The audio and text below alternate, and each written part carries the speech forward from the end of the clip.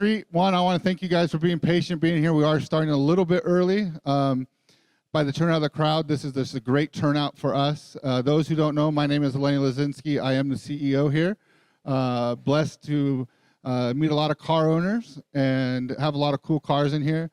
But one of the best car owners and one of the best friends to the museum has to be Bill. He's a great car enthusiast, friend of the museum, and owns a couple of these cars. And we're in a real treat because Bill likes to talk about the cars and then he starts them. So if you guys are looking forward to that, stick around. We're gonna go through all 6 of these cars.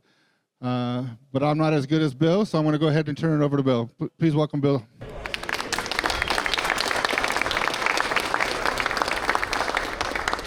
Okay, we are starting a little early, as we mentioned. There is a couple of people still on their way, one of them being our judge, so one of our many judges.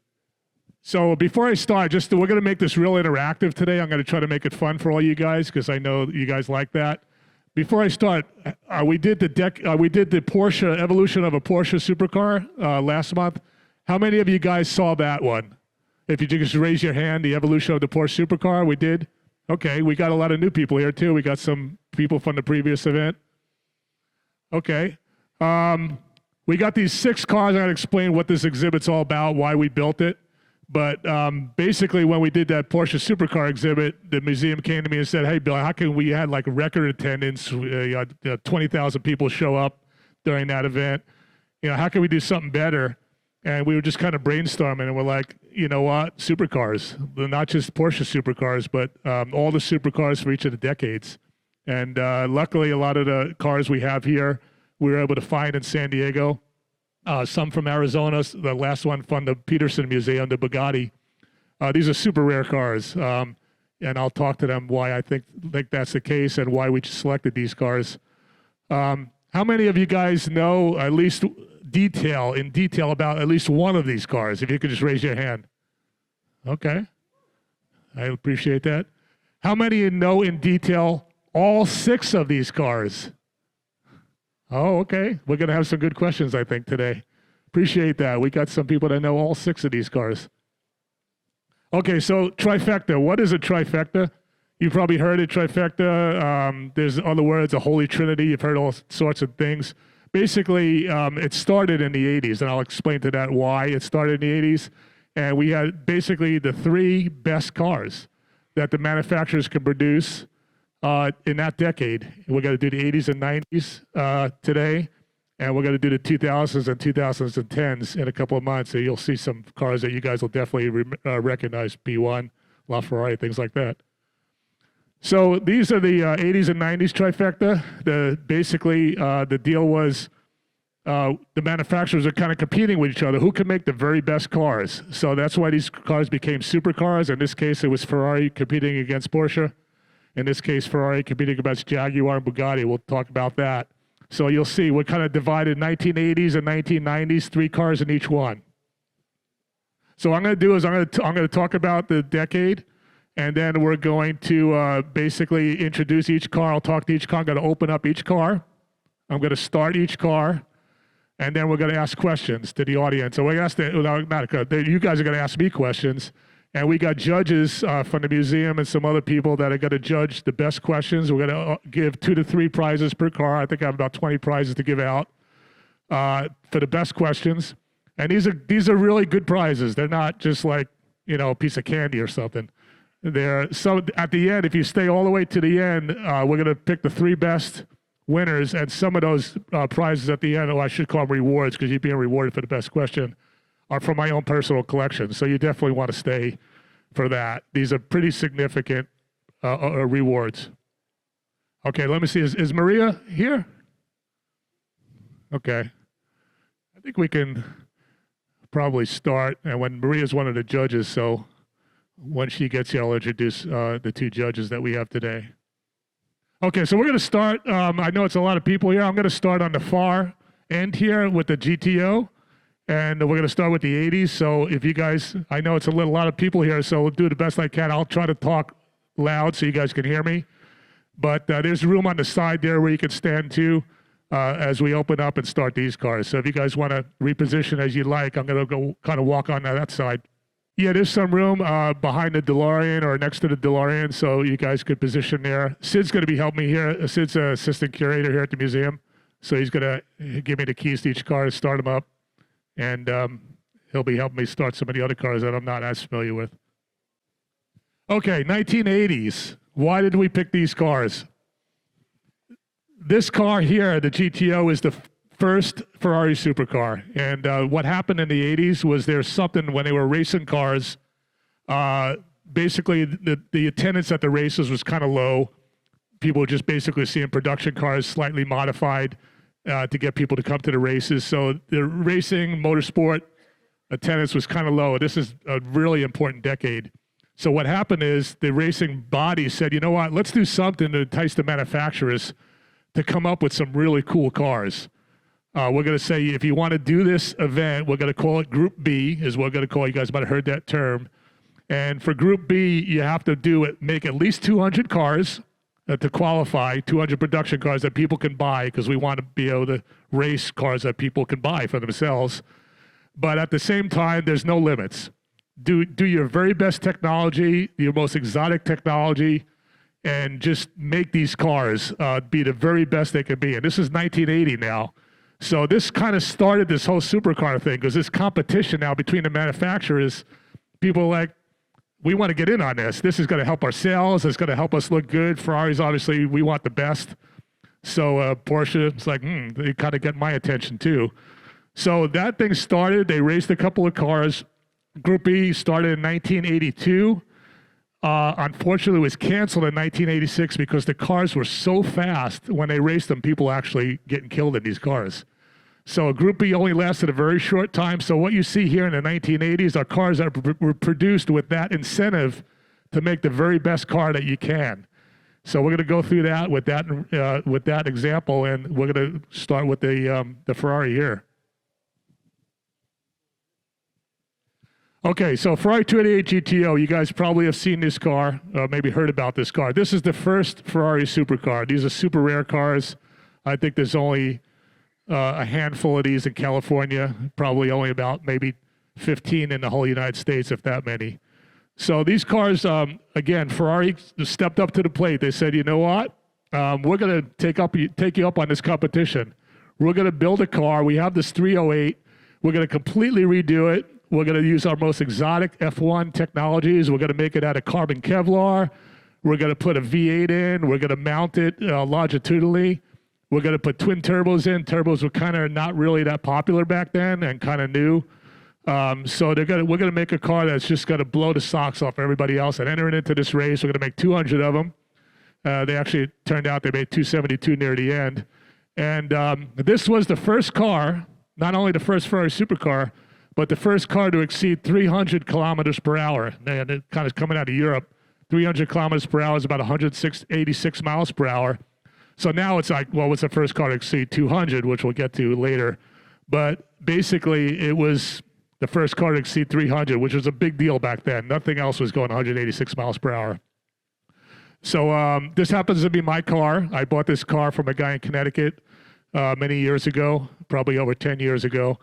And I've had it in my car. It's been a show winner at some of the most famous shows, the Quail. It'll actually be at the La Jolla Concours. These two cars will be at La Jolla Concours in April. So if you guys happen to come to that, these two cars will be on the lawn there.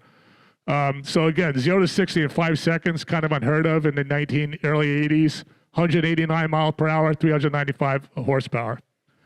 So what I'm going to do is I'm going to start this car. I'm going to have little stories about each car after I start it. And then I'm going to ask you guys to ask me questions. And then when our other judge gets here, we're going to judge the best questions, and then we're going to give out some rewards for that. So if you can hold that for a sec. Yep. Yeah.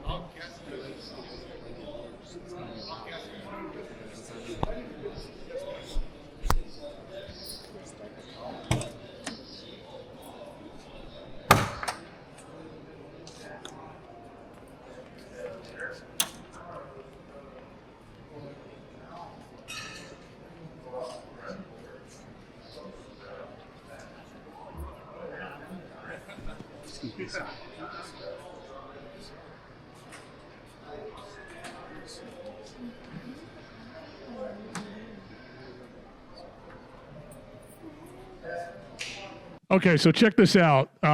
This has got a V8 engine in the back. It's twin turbo, the things you see on the top of the intercoolers, because when the turbos, basically what they are, they're little wheels that spin super fast, kind of like a vacuum compressor. And it uses the exhaust, the air coming out of the exhaust to spool up one side of the turbo. And then the other side has another impeller that compresses the air in the engine. And that makes the engine get a lot of horsepower given its size. So this is one of the first twin turbo engines. I mean, Porsche obviously started the deal, but one of the first for Ferrari, twin turbo V8. You can see the engine in there. One thing about the turbo cars is because the engine the turbine is used in the exhaust, it tends to quiet the exhaust a little bit. So when I start this, it's not going to be explosive. The turbos are going to kind of muffle the exhaust a little bit. I'll start it, warm it up for a few seconds. I'll rev it just lightly because it's still going to be cold. But you'll kind of hear the sound of the turbos muffling a little bit. But again, this was super amazing technology in the 1980s. And again, the first Ferrari supercar. So that's pretty significant to have this car here. So I'll start it up now, let it idle for a bit, and then we'll go from there.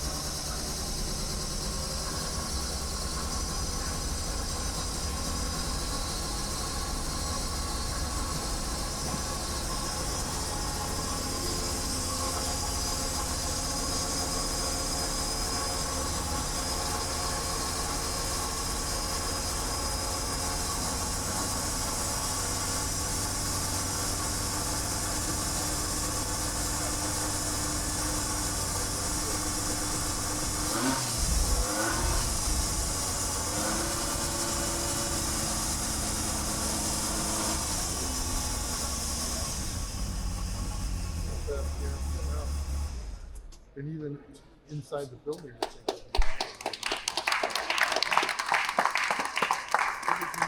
Okay, now that sound you started hearing there, that's the sound of the turbos. They're obviously cold, so I revved that to 4,000 RPM. That's the highest you heard. This car revs to 8,000. Okay, so if you can imagine me driving this car at 8,000 RPM, imagine people in the 80s getting into this car and hearing that engine revving to 8,000. 180, almost 190 mile per hour top speed.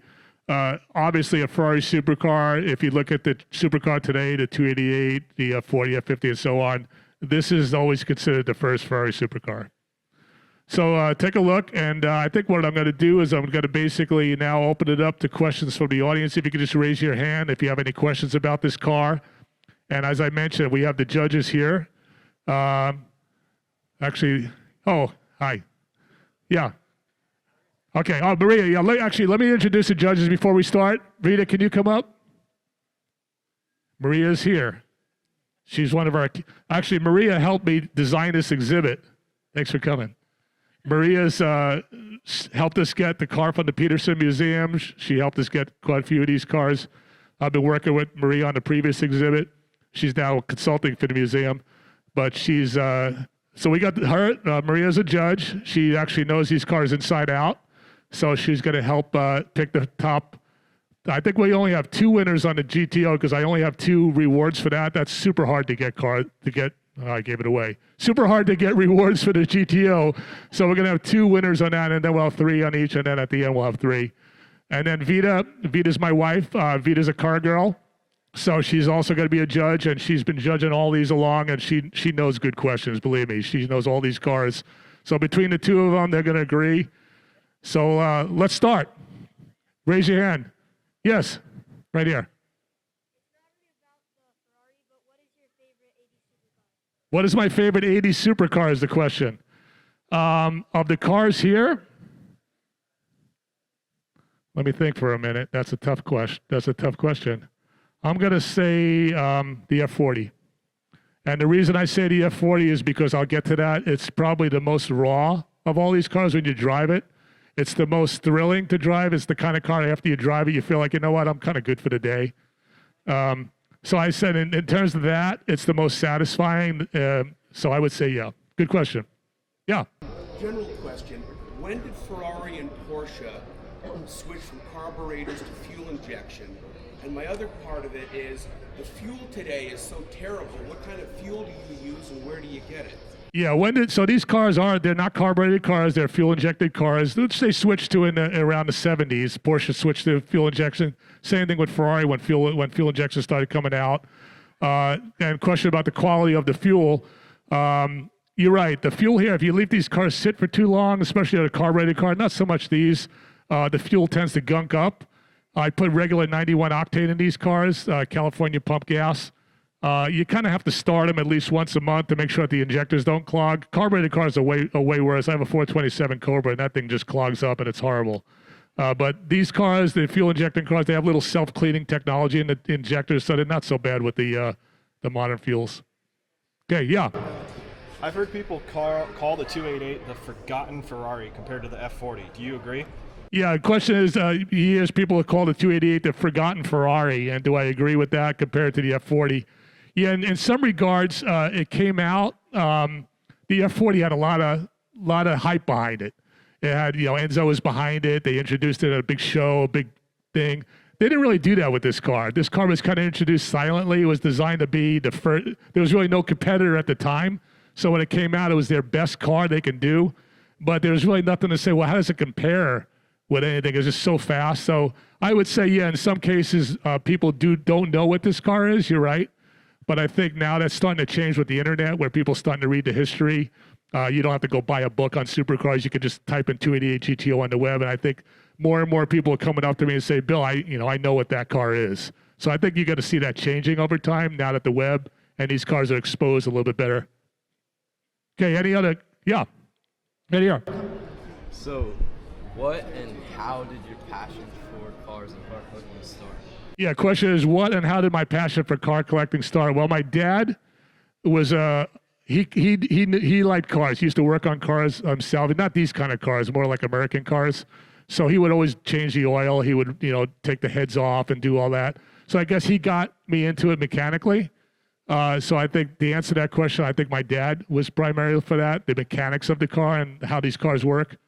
Now, just to give you an example, my mom, she's not a car girl at all. And she comes in my garage and she sees a bunch of my Ferraris, the red Ferraris. And she's like, well, Bill, why did you buy all the same car? I said, well, Mom, they're not really exactly the same, but to her, they look the same. But, I think because of my dad so passionate about it, and my dad and mom used to fight all the time about this because of my mom. But good question. Appreciate you asking that. Okay, some questions down here. Yes.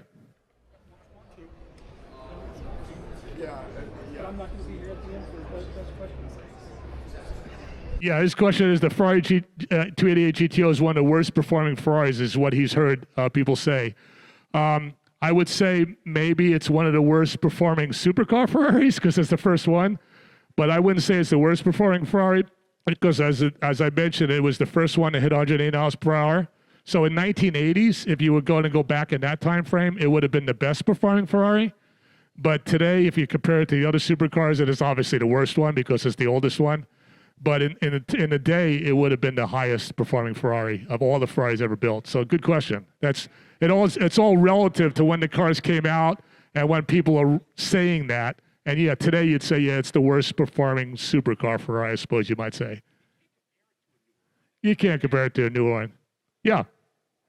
What's like the most main component you look for in the supercar? Yeah, the question is, what's the main component you look for in a supercar? I guess what I would say is it the best car that they could have built at the time? Basically you go to the engineers and you say, build us the best car, money's no object. So I'm looking for that passion at the time where the engineer says, you know what, we got an open budget. They're asking us to build a car that we've never built before. So I'm looking for that in a supercar. I'm looking for the engineers basically saying, you know what, we could just build whatever we want. Money's no object. Build the best we can, and then don't build a lot of them. Just build very few, just enough to make it still desirable. So I would say performance, the engineers, don't build a lot of them. That's my definition of a supercar, and obviously the highest performing car at the time. Now the question is, you know, when we picked these three, we actually looked at Top Gear magazine, and the Top Gear, they actually picked the same exact three cars of us for the deck, because the decades, the trifecta, that's a term that didn't come out until 2000s when the Courier GT, you know, the Enzo and the Ford GT came out. Then they said trifecta. So it didn't really exist for this. So Top Gear magazine and the show, they did the same thing we did. And they basically said, you know what, we're going to pick these as the trifecta, which the term didn't exist for the 80s. So they totally agreed with us on these three cars. Yeah. The GTO kind of reminds me a little bit of the Ferrari 308. Yeah. Was there a particular reason why the styling for the GTO didn't go in maybe a more of an exotic or a different evolution or a different look than the 308? Yeah, question was, the car looks so much like the 308. Why didn't, you know, Ferrari had an open checkbook. Why didn't they do a more fancy styling car? That's a good question. This car, it first does look like a 308. Obviously, quite a few differences. The engine's mounted longitudinally, where the 308's mounted, you know, this way, latitudinally. It has carbon Kevlar they didn't use on the 308 twin turbo. But to answer the question, I think the question is, let's try to make the highest performing car. And Enzo at the time was like, you know what? I'm all about the engine. I'm all about trying to put all of our money into making a performance car. I'm not going to put into money into styling so much. We don't really have that budget. I mean, I'd rather just make it a car that's the fastest. And yeah, it kind of looks like a car we already made, but that's fine as long as it can kill it in the performance. Good question. Yeah, Paul. I see there's luggage in the front of this car. So at the time, was there like different options across the vehicle just to get the car? Accessories. Yeah, question about the luggage in the front. That luggage is made by Schedoni. That's the original luggage for this car. I think only 30 cars had that luggage. So basically you got the luggage fitted for the car. Schedoni made it specifically for that car. If you happen to order a car with the luggage, Schedoni would give you that luggage. So that's, yeah, you wouldn't be able to order that luggage. It basically is made specifically for the car. Yeah, go ahead. Recently, didn't they also make luggage that perfectly fits the Enzo? Yeah, there is actually, and I'll get to that in the next phase, but there is luggage that perfectly fits the Enzo. Wait until I get to the F40. Stay around for that, because that question, there's luggage that perfectly fits the F40, so I'll show you that. Yeah. So if one of these cars needs like a service, do you have like a special guy you bring it to, or do you bring it to like a dealer? Yeah, question is, if one of these cars needs service, do I have a special guy I bring it to? I actually have a technician that works with me that comes to my house, and most of the oil changes he'll do at my house. But you're right, there's not a lot of people that know how to work on these cars. There's a guy up in Newport Beach, his name is Paul, that was out since these cars come. But to answer that question, I have some graduates from McPherson School in Kansas, where you guys can get degrees in automobile restoration, and I have people coming out with 4-year degrees from that. So we're starting to see now younger kids working on these cars, fixing these cars. I have a little story about McPherson College Lake, because I've been up there and I had some of these cars up there in the middle of Kansas. It was an interesting story. But yeah, good question. I have a guy, probably a little younger than me, that works on these cars, but now there's also younger kids in their 20s that are starting to learn how to work on these cars. Okay, back there, yeah. What was your first impression when driving? Say again? Was your first drove it? Yeah. How's the turbo lag between the F40 and 288? That's a really good question. Now, this car has 395 horsepower. The F40 has, when actually I was over 500. I'll talk to that later. It's stock from the factory. But I would say the turbo lag on this is more. Turbo lag being when you press the accelerator down, how long does it take for the turbos to spool in and feel that acceleration? I would say it's more for this car because the turbo's a little smaller, less on the F40. But there's something about the computer and how they bring on the turbo boost this car actually loses boost as you get the increased pressure, so that's why the horsepower, even though the engines are almost the same size, the boost pressure goes down because they didn't have computers back then, so they had to use some exhaust recirculation and all kinds of mechanical ways of doing it. So when the revs go up in this car, you actually feel the power go down, and that's not the case in the F40. Actually, the power goes up as it increases in revs. Okay, I'm gonna let me get one more at the end there because I've been kind of ignoring the end, and then we're gonna go on to the next car. Yeah, the question is, these cars all have an iconic background. What gave me the incentive to put 288 in my collection? Honestly, I wasn't a fan of the 288. That's one of the last cars I bought. People like, Bill, you need to get the 288. You know, it's kind of matches the decades of Trifecta. I'm like, I don't really like the car that much. I don't like the styling of it. But after seeing it in person and being around it and driving it, I kind of I kind of get this car. It's kind of like an Italian muscle car. It has kind of a style. If the Italians are going to make a muscle car, I think that's, a lot of people say that to me, like, you know what, it looks like a muscle car that maybe somebody in Italy would make. So given that, I started liking the car, and I think, good question. That's the reason I finally decided to add it. Yeah, thanks for that question. Okay, so the judges now, we're just going to pick 2 winners for this because I only have 2 rewards. So we're going to ask the judges. Let me go get the rewards out. Okay, so what I have here, I can only get 2 of these. This is a Ferrari 288 GTO Hot Wheel.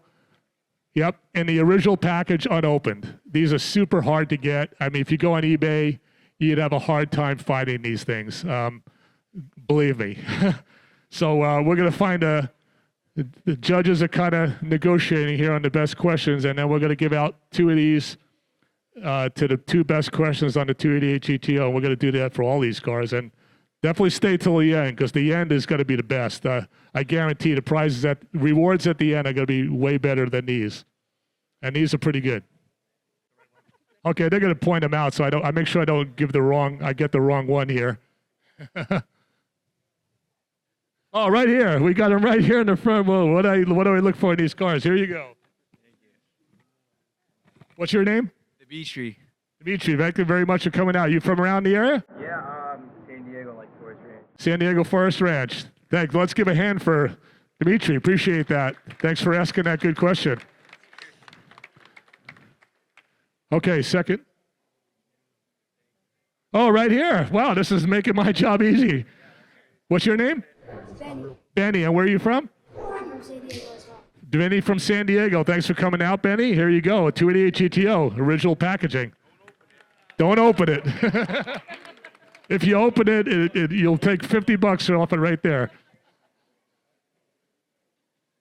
Okay, I'll leave the 288 open so you guys can look at it before I go to the next car. So, okay, so here's we go. That car comes out. First Ferrari supercar. Porsche freaks out. They're like, this can't happen. You know, we need to get in on this deal.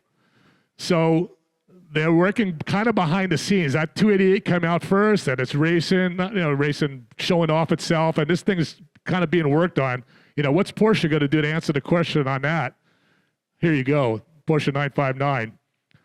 Not only did it answer the question, it destroyed it. I mean, now you got a car that's almost 200. I mean, some of the sport versions actually exceeded 200, way over the 300 mile per hour at the time. 0 to 60 in 3.6 seconds.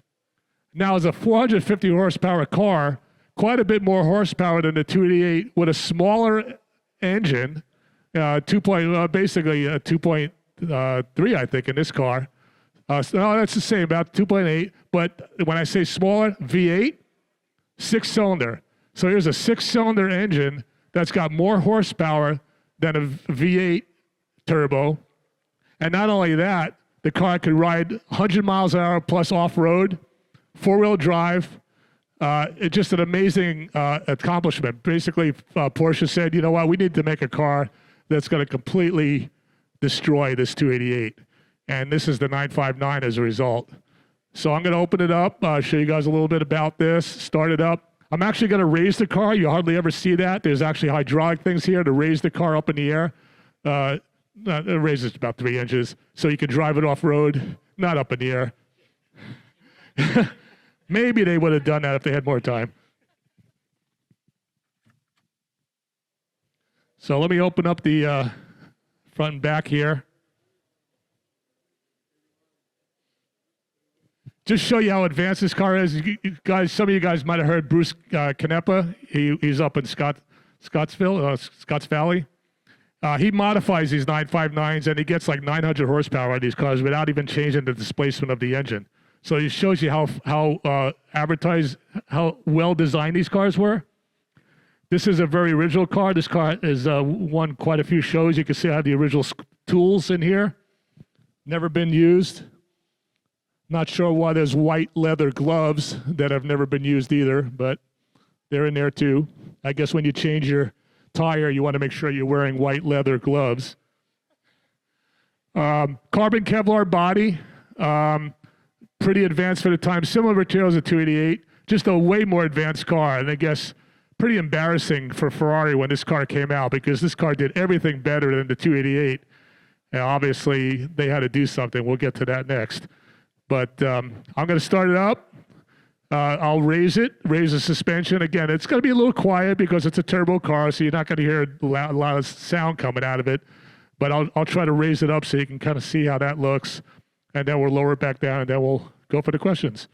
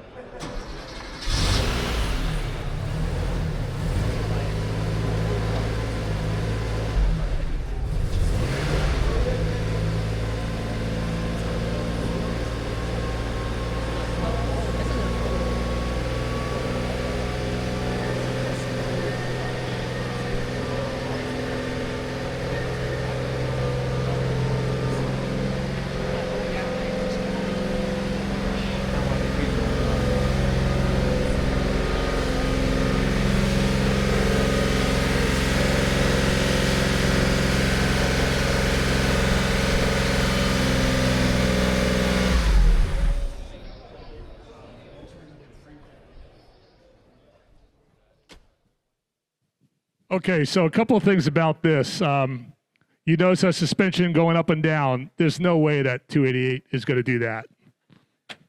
The smoke you saw coming out when I first started it, that's kind of normal for these engines. What happens is it's not anything wrong with the engine. When the car sits for a while, it's a flat six that sits very low in the car. So over time, the oil kind of gets into the cylinders. It kind of seeps through over time. So when you first started, that oil kind of burns off. So that's what you saw there. Again, you saw the suspension revving up. Pretty unusual to be able to drive this car on the dirt. The wheels are completely hollow. They're actually, the entire wheel is pressurized. It's center lock nuts on these cars. These actually come off with a tool. You can see the center lock, nothing like that on the 288. The whole wheel is hollow. So if the wheel breaks, you lose pressure in the wheel. The alarm goes off in the car. Just amazing technology that far beyond the 288. And in my opinion, an embarrassment for Ferrari when this car came out. And that's why we'll talk about the next car, what their answer was to that. So we actually have 3, I think, for this one. Let me double check. Yep. So we will choose 3 winners for this, and let's go for it. Let me start down here first, because I know I've been kind of ignoring this side of the audience a little bit. Any questions down here? Yeah. Yeah. Question is, what's the displacement of the engine, and have I taken it off-road? Okay. I think the second question is probably easier to answer than the first one, but it's a 2.9 liter, so it's a pretty small engine, but it's the turbos that get going just like the 288. So it's a pretty relatively small engine. It's a 6-cylinder, so even more horsepower than the V8 and the 288. Have I ever off-roaded it? No, I have not. Maybe if I bought it brand new in the 80s. Now, I should say that the person that bought that car, the original person, was an off-road motocross driver. So he did plan to drive the car.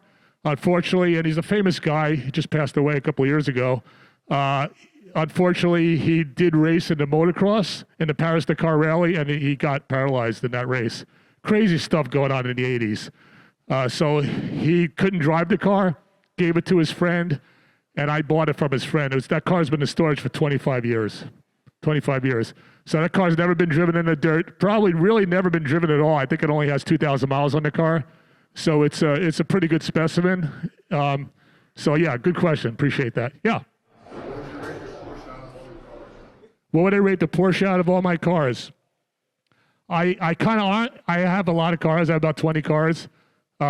I am a Porsche fan. I like Porsches because I think they do better on the road. They do better on the track. They're just a better design car than the Ferraris. I mean, I've taken all these cars on the track. How would I rate it? I would rate it probably in the top 5 of my cars, mainly because of the significance of the car, being a supercar from the 80s. All the reasons you guys asked me about supercars before, the technology of the car. But again, getting back to the engineers, I'm going to talk about engineers a little bit, which I happen to be an engineer, is it's the best car they could do. Basically, unlimited budgets, and it just fits all that supercar ideas. Good question. Yeah. Yeah, how does the driving experience of the 959 compare to the other Group B cars? When I drive the 959, it almost feels identical to me of driving a McLaren 720. I mean, it's a 1988 car. It's so smooth. It's got double shocks on each wheel. I mean, the thing's built like an apartment building. It's just unbelievable. They built these cars. I think they put about $500,000 into each car, and they sold them for a fraction of that because people couldn't afford them. But I would say that car drives like a modern car in every way. It doesn't lean. It doesn't. It goes over bumpy roads super smooth. Compared to the F40, it's like a luxury car, a luxury sports car. So again, I've had people drive that car and drive it in. They said, this just feels like my McLaren. It's unbelievable for a 1988 car. Good question. Yeah. What made you try to achieve having what you have and putting in the work to have this? Because it's clearly very hard to get. So what made you want to get that? Yeah, the question is, what made me want to do this? Not necessarily the presentation today, but to get all these cars together. I think it's that passion my dad had, getting back to that. I think he always said, you know what, share what you have. Try to get the best and share it. My dad was really like that. When he passed away, my mom said there's not going to be anybody at his funeral, you know. There was hundreds of people showed up at my dad's funeral. Just the number of people he touched. And I think that passion that he had came back to me to try to get the very best. And me being an engineer, I invented a lot of things. I was the chief engineer on the F-22 fighter jet, all sorts of stuff I invented. But that passion for engineering and to do the very best, I think that's why I selected these cars as the very best that engineers can do from those companies, given no money limits. Yeah. So we started with a V8, or on the 6-cylinder. What's your favorite type of engine to drive? Yeah, what's my favorite type of engine to drive? We started with the V8, we're on the 6-cylinder. I would probably have to say V12. Yeah, and we're going to get to that. So there happens to be a V12 here with 4 turbos. So that's kind of hard to beat. So we're going to get to that car near the end. But a good question. I would say probably the V12. And I think, you know, Porsche kind of went back to the drawing board. They were going to do an all-electric car for the Mission X. And the customer's like, you know what, we don't need an all-electric car for a supercar. Let's do something more cool with that. So I'm curious to see what Porsche does. Maybe they'll bring the V10 back from the Courier GT. I don't know what they're going to do, but they're kind of reevaluating that. Yeah, right here. Anything besides cost of maintenance that I don't like about the car? That's a good question.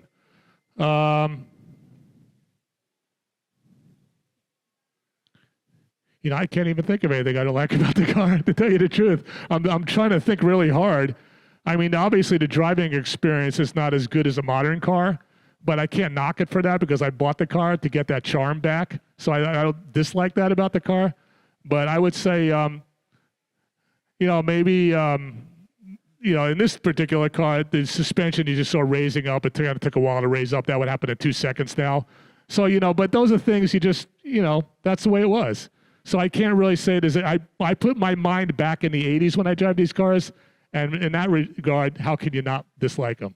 If you put your mind into 2025, then, yeah, you'll pick it apart, but that's not what it's about. Yeah.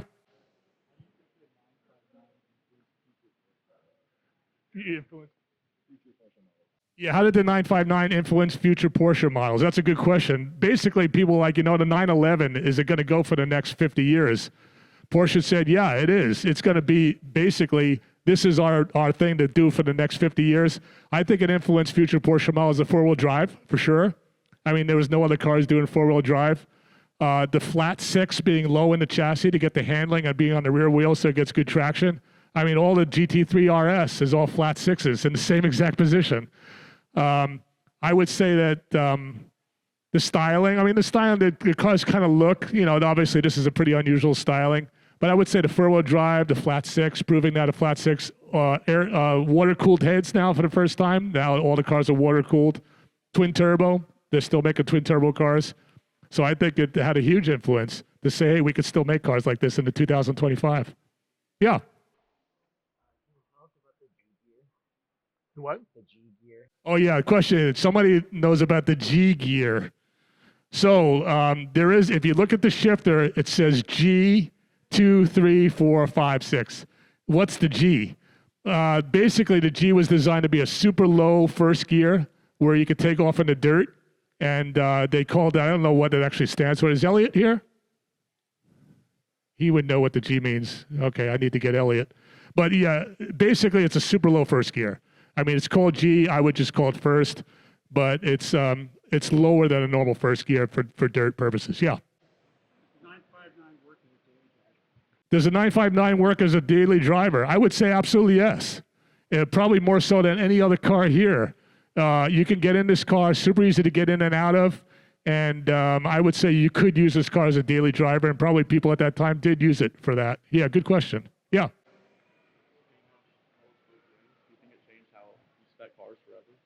Yeah, good question. So you notice the white wheels on the car, and do I think that matching the car body to the wheel, did that change? It was kind of one of the first cars to do that.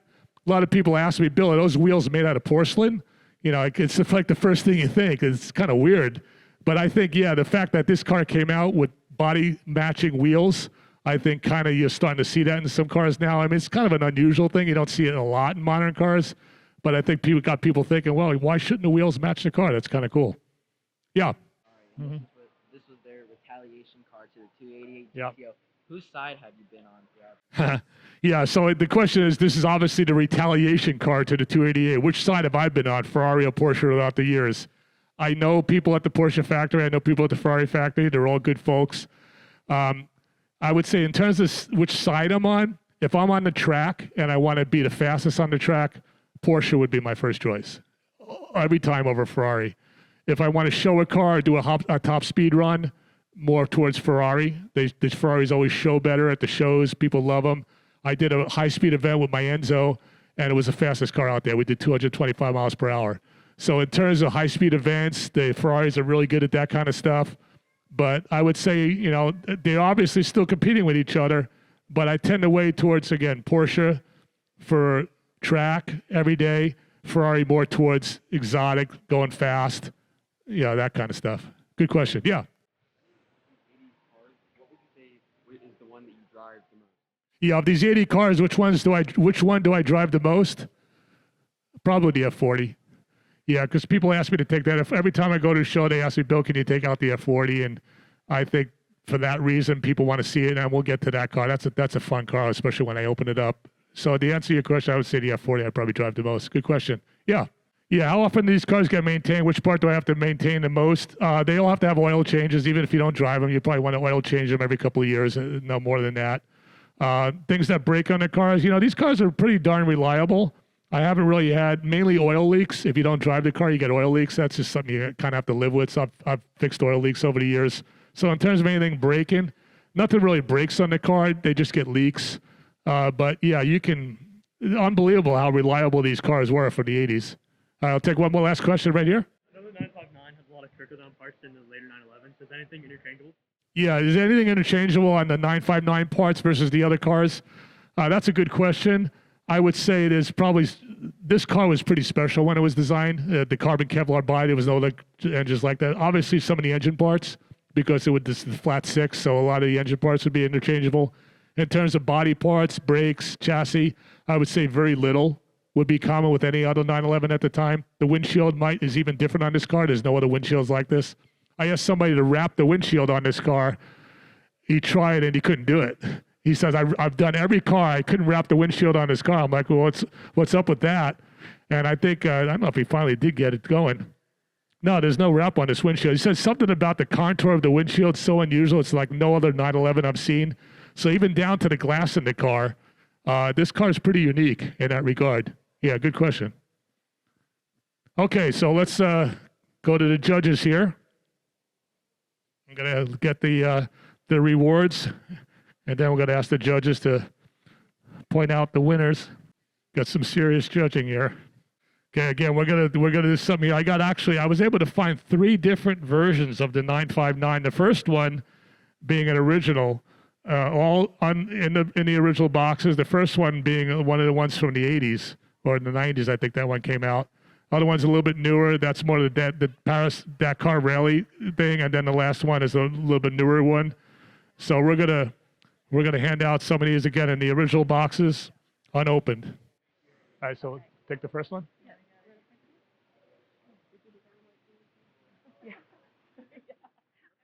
This is pretty intense.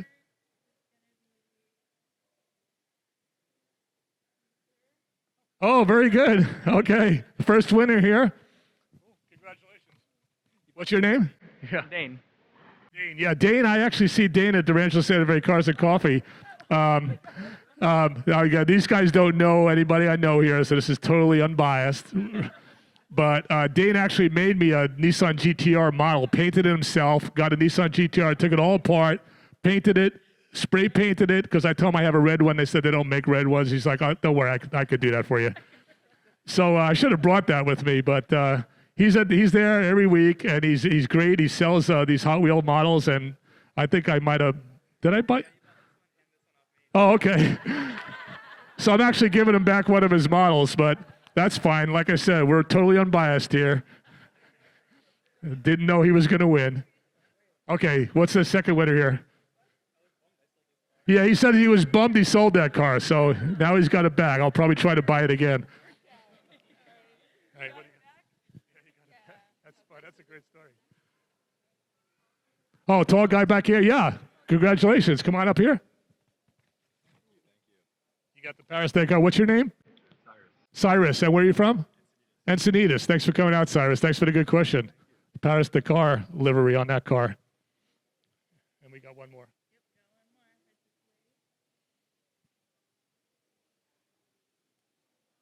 Oh, right here.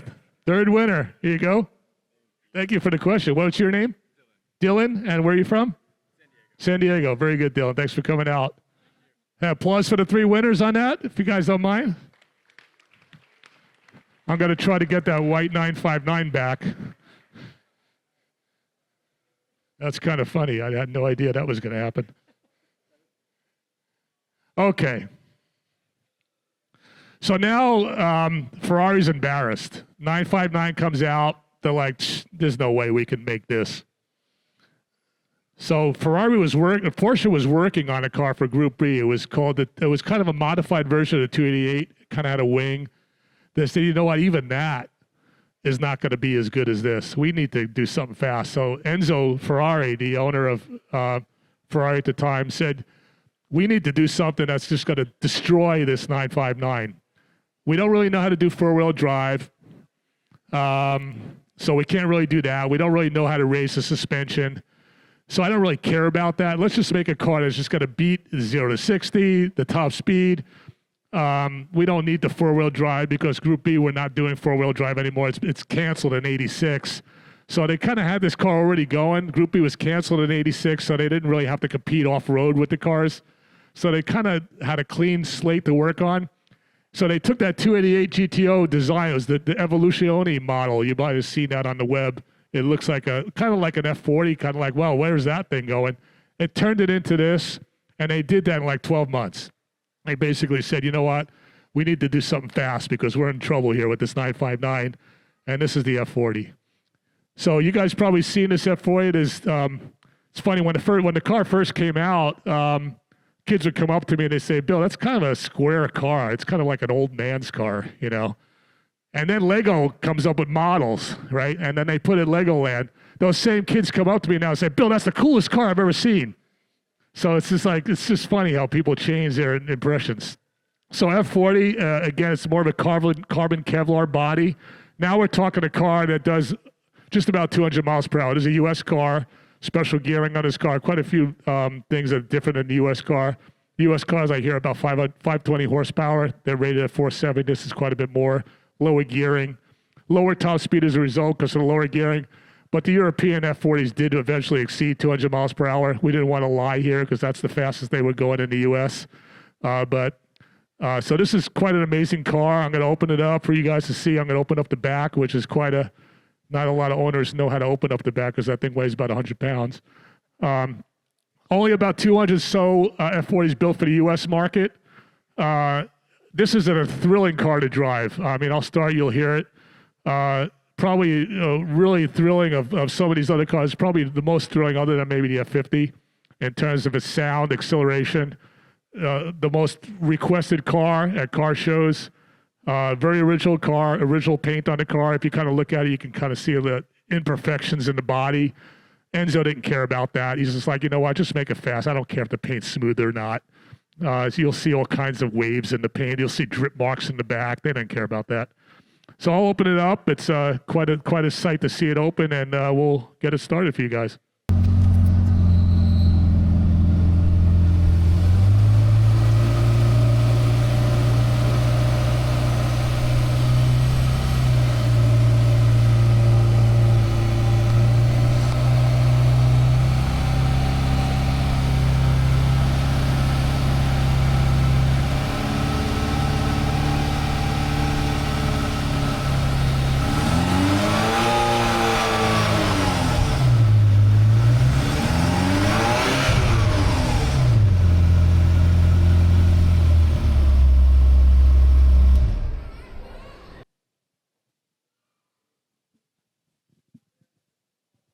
Okay, like the 288, I revved that to 4K.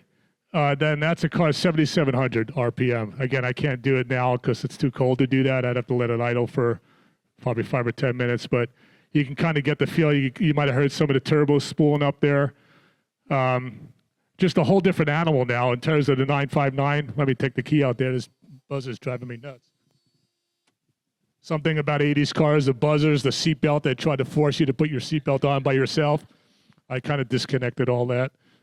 But yeah, I don't know if you guys remember that. Some of you guys have 80s cars, the seatbelt tries to get you. Which is kind of crazy for this. Why would you have that? But anyway, that's what they did. So you can kind of see the intercoolers, the same as the 288. They're kind of done a little bit differently. A lot of the same things. Very quickly, why is this car so much faster than the 288? I kind of got into it. They got a little bit more experience with the wastegate. The wastegate's in the middle here. That's that center pipe. So when the pressure gets over a certain amount, when the turbos spool up, the wastegate has a spring in it. They figured out a new way to make the spring so that the pressure stays high even as the car is revving up higher. So it's way faster than 288. Again, almost 200 miles. The European cars exceeded 200. One of the first cars to go faster than 200 miles per hour. There's some debate about that. But for the most part, people think the F40's one of the first production cars, mass-produced production cars to exceed 200 miles per hour. Special seats there. Those are the original seats, original paint. So let's go to it. Yeah. So you chatted about the iconic V8, which it sounds like didn't change a terrible difference in displacement between the 288 and this one, but they're changing the technology in this. How has the technology changed from the turbos in like a V8 here versus nowadays for like performance and reliability? Yeah, question. So we have the owner of Gurley Garage here. Thanks for coming for that. Yeah, the question is, how did the technology change? Why is this car different? Basically, you're right. It is the same engine displacement. What they did is they didn't have computers back then, so they had to kind of work with what can we do with springs and all sorts of stuff and vacuum lines. So they basically said, we figured out a way that this 288, even though it's got almost the same turbos, the same displacement, it's only going down to 8 PSI. when it's revving close to, like, when it goes over 4,000, the pressure's dropping because we don't know how to keep the wastegate from popping. The vacuum line and the spring, we just haven't figured it out. So when they finally got a little bit more experience, they probably cheated a little bit. Maybe they bought a 959 and see what they were doing with sequential turbos, one small one, one big one. They kind of figured out, while we could make a different wastegate, we can kind of use the vacuum a little bit differently. So when the engine's revving to 4,000, 5,000, we can keep, 14 PSI, 1 bar of boost. So I think it's that curve. If you look at the horsepower versus torque curve, it's way fatter on this car than a 288, even though it's the same displacement engine. Good question. Appreciate that. I know you know what I'm talking about. Yeah, right there. So the F40 is like a legendary car. What do you think about the wide-body Liberty Walk they did? Yeah. Oh, which one is that? The wide-body. Yeah. So there's obviously the F40 is an iconic car. The question was, what do I think about that Liberty Walk car? The cars, and I think they made a green one. I've seen that. Is that the green one? The white one with the red circle. I haven't seen that one. I know the green one. I know the owner of the green car. What do I think about that? What do I think about people taking these iconic cars and modifying them? It's not my kind of thing. I know people coming up with these resto mod cars and stuff like that. I kind of think, you know what? This car has got a charm to it from the 80s. And it's like buying an old house. Why do I buy an old house? Because I like all the stuff in that house. Why do I have a Rolex from the 1960s and I have this Apple Watch? It's just a charm. And I think there's really no reason to try to turn this into a modern car or make it look better.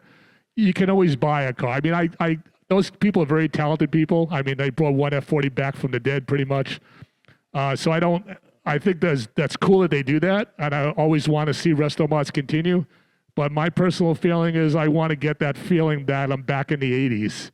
Listening to disco music or whatever was going on back then. Just everything that everybody loved about this car, and forget everything new and bring yourself back into that like you're going in a time capsule. That's why I kind of like keeping them original like that. Good question. Yeah. Okay, so I got 2 questions. So I saw you put up the hood prop, and it seems kind of wonky. Do you ever feel like it's really annoying to just put that hood prop up? Yeah. And then you said the 959 is in your top 5. So what is your top 5? Yeah, okay. So you asked me about the hood prop. It's kind of a wonky thing there. And I have to agree, it takes me a little bit of practice to get that up smoothly so I don't drop that hood and chop my head off. But yeah, I mean, it's just the way they did it back then. Like I said, Enzo at the time, this is kind of new. Opening up the back end from there is the cheapest and quickest thing you can do because it didn't really have to do with the performance of the car. So let's just get something that works. So he said top 5, of my collection.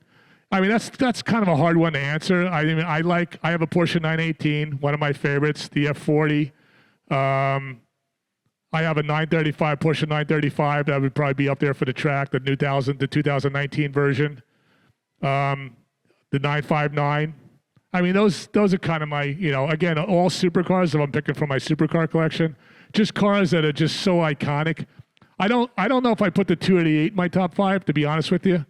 I'm still learning about that car, but I think I like these cars because they were so much more. The engineer's just like, you know what? We're in trouble with this 959. We need to do something quick. I think that feeling and that passion and the manufacturer to do that is why I like these cars. Yeah.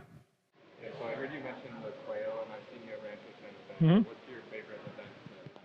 What's my favorite event to attend with these cars? Well, obviously, I would have to say the free events because the quail tickets are outrageous. The quail is one of my favorite events. I met some pretty famous. I met Brad Pitt there, and people come up to me. Sammy Hagar with his F40. I mean, not his Enzo, his white Enzo. The quail is a pretty amazing event. The food there, the tickets are outrageous. You have to be invited to go to the quail. It's a very exclusive event. I'll have the F50 will be at the quail this year, but that's probably my favorite event, followed by Pebble Beach, and then. If you go up to Monterey every August, I definitely, if you guys are car guys, every August, before Pebble Beach, all the cars go down Highway 1, up and down. You can go up and see them, and then they all park on Ocean Boulevard. Oh, yeah, Vita mentioned Casa Ferrari at Pebble Beach. We've been invited to that by the factory for the public. That's for the public. That's free. Actually, Casa Ferrari is free at Pebble Beach, so make sure you check that out. But yeah, I think, and if you go to Pebble Beach early, you can get in for free, and Haggerty it will give you a hat, and it's called the Haggerty Dawn Patrol. You might have heard about that, and those hats are super valuable, and you can get in for free. They'll chase you out later, but if you can get in at 3 in the morning and get one of those hats, you're good to go. Let me just go down here a little bit because I know I've been ignoring some of these people all the way down here. Yeah. Since the 959 was built for Group B, and the F40 was built off the 959, if both of them competed in Group B, which one do you think would be? Yeah, question is if they were kind of built to compete against each other, the 959 and the F40 in Group B. Which one would I think better? Now, keep in mind, Group B was made for road cars that run on the street and also for rally cars that run on the dirt. So obviously the 959 would destroy it on the dirt. In terms of street racing, the 959 versus the F40, I would probably have to say the 959, only because of the four-wheel drive is going to help it pull out of a corner faster. I think that's a good question. I mean, they've never have competed against each other, so I'm kind of just guessing. But I think that maybe it handles a little better, the 959 than the F40. Top speed, obviously the F40 would destroy it, but that's not what the racing was about. So I'd have to go with the 959. Good question. Yeah. So the F40 is considerably the most iconic car of the 1980s. How did you feel when adding it to your collection? Yeah, the question is the F40 is obviously the most iconic car of the 1980s. How did I feel when adding it to my collection? You're right, it's the car I always wanted to get. Super hard to get. Prices were good at the time. I bought it in like the 2000s, I think. I think when they first opened up the truck, because I didn't actually see it in person until it came out, and they opened up the truck, and I said, wow, this is like bringing back flashbacks for me. To see this car real life, yeah. Did you have a question? Oh, yeah, right here. Does your wife get to drive the cars, and which one's her favorite? Yeah, does Vita get to drive the cars, and which one's her favorite? Well, I'm going to let her answer that.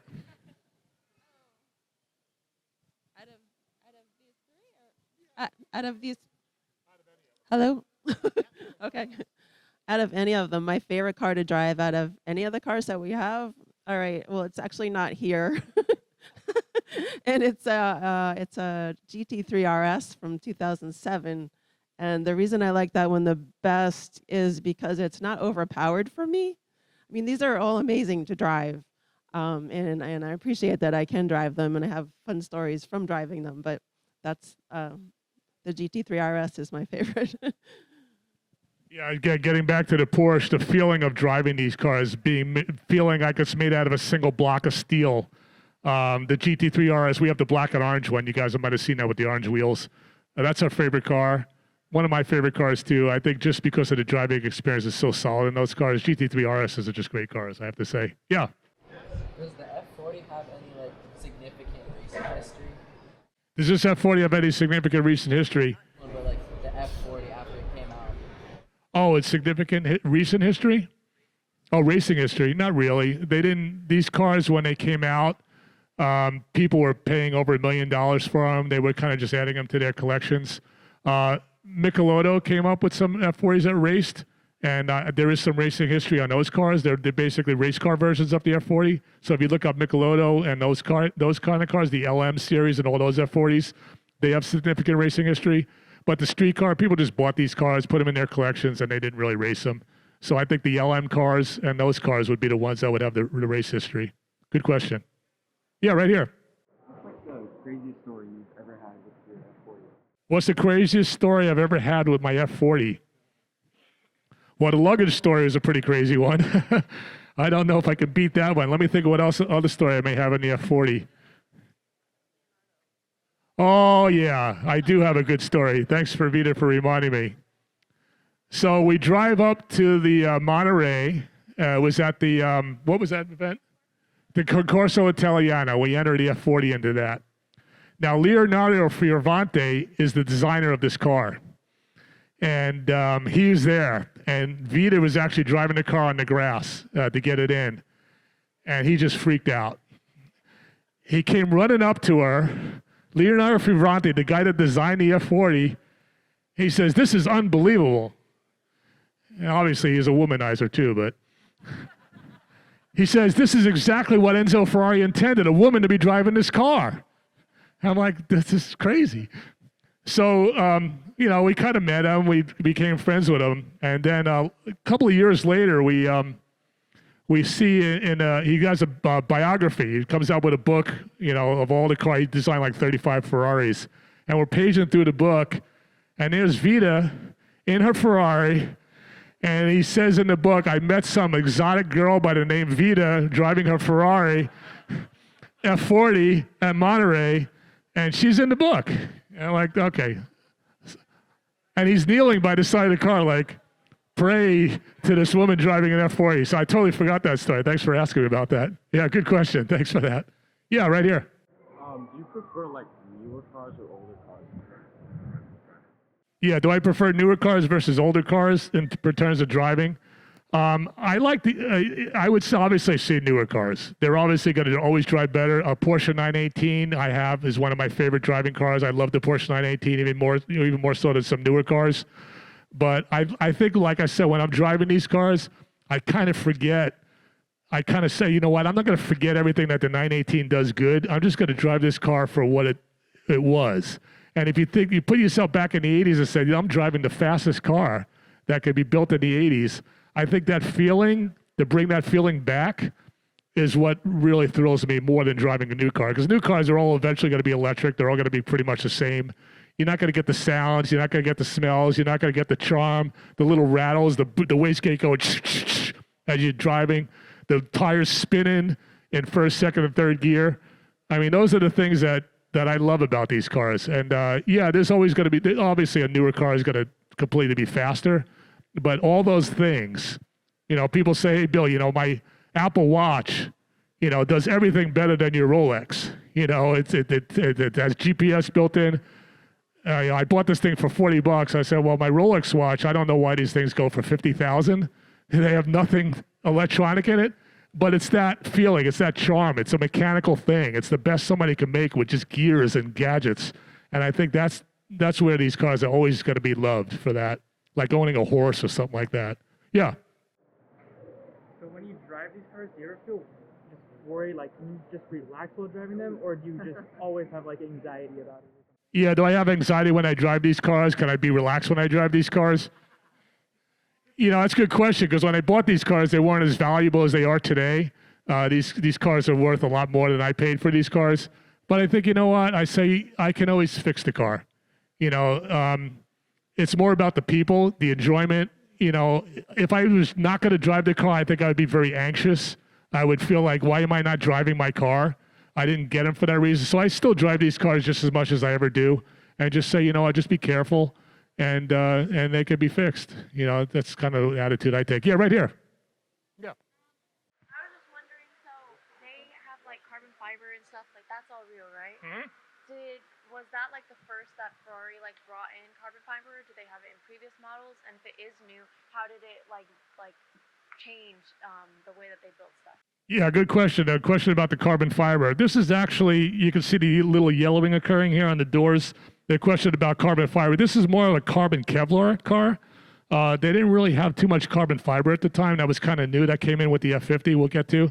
But if you look inside the car, this is a carbon Kevlar material, kind of like what they make out of bulletproof vests. Pretty modern at the time. Same material they used in the 288, because this is kind of derived a lot from the 288. So it's not a lot of the same material, but more of a carbon Kevlar material rather than a carbon fiber. Carbon fiber now being much stronger than a carbon Kevlar. I think they still use carbon Kevlar for bulletproof vests for some reason, because it's better than carbon fiber. But yeah, good question. Appreciate that. Yeah, right back here. Does your friend with all the Ferrari stuff have any more stuff that they want to give away? Does my friend with all the Ferrari stuff, the luggage guy, does he have anything else he wants to give away?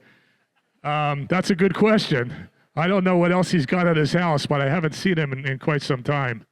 Yeah, right here. A lot of people will say this is the greatest Ferrari ever made. Do you agree with that? And what is the most special thing about it? Yeah, do I agree that this is, a lot of people say this is the greatest Ferrari ever made, and what's so special about it? I think what's special about it, I mean, you look at the car, it's like, okay, it's kind of a cool car. I think when it came out, 0 to 60 in less than actually some cars got 3 in the 3s, top speed of almost 200. I think when the car came out, people weren't even calling it a car. They were calling it a spaceship. People were paying millions of dollars for these cars in the 80s when it came out. People were like mortgaging their houses to buy these cars. I think it was just so different than anything that came out. It's just if you put yourself back in that time frame, which I keep referring to, I think it's that makes this car very special. And now that the internet's exposing those feelings, you can go back into an old Car and Driver. I totally recommend going into the Car and Driver magazine when this car was introduced and seeing what they said about this car. It's just kind of amazing. When this car came out, it practically brings tears to my eyes when I read that article. But now the internet's exposing some of that stuff now, so it's making people get back into that period and understand why these cars are so significant. Good question. Thanks for that. Yeah, right here. So people say that the Ferrari F40 is the most beautiful Ferrari ever. Do you agree on that? And do you prefer this over the F50 or the F50 over the Yeah, the question is, people say the F40 is the most beautiful Ferrari that ever came out. Do I prefer it over the F50? It's funny. Everybody kind of agreed that the F40 was beautiful when it came out. When the F50 came out, people were kind of like, I don't know about that. It kind of looks like a Barbie doll car or something. It's kind of weird. But I think the F50 has aged well, to be honest with you. I have a lot of people coming up to me now that say, Bill, is that a new car? I'm like, it's not. It's actually, it's like 1995. But I think in terms of the styling, yeah, I mean, I kind of like the F40. I would probably pick the F40 over the F50. Let me just make sure I got a good coverage of the audience here. Okay, yeah, go ahead, you. This is obviously a cute car, but do you have like a guilty pleasure car in your collection? Okay, the question is, this is obviously a dream car. Do I have a kind of a guilty pleasure car in my collection? Can you describe that a little bit more, what you mean by that? I don't know, like something that a lot of people don't necessarily like, or something that's way cheaper, or Okay. just a car that people don't expect you to own beside the F40. Yeah, that's a good question. So a car that people would not expect me to own besides an F40, kind of like a car that I like that maybe is not. I would probably say my 1965 Cobra 427. To be honest with you, this is like, Bill, you actually have one of those? I'm like, I do, because for the same reason. It was the same thing. Carroll Shelby's like, you know what? Just do the fastest thing you can do. It's a supercar, in my opinion. They would do a 0 to 100 to 0 in no time. It's like, Bill, it totally doesn't fit your collection. And I drove it to Cars and Coffee yesterday, and people were like, is that Bill driving that car? And then I revved the engine, and everybody's coming, and it's like, whoa, that thing is so loud. That thing is so smelly. That thing is crazy. I'm like, that's why I got it. It's crazy. And good question. I really appreciate that question. Let me just see if there's anybody else. You got one? Okay. All right, let me go on because we still got a lot to cover here. So appreciate all those questions. Let me get the prizes ready here. Rewards, not prizes.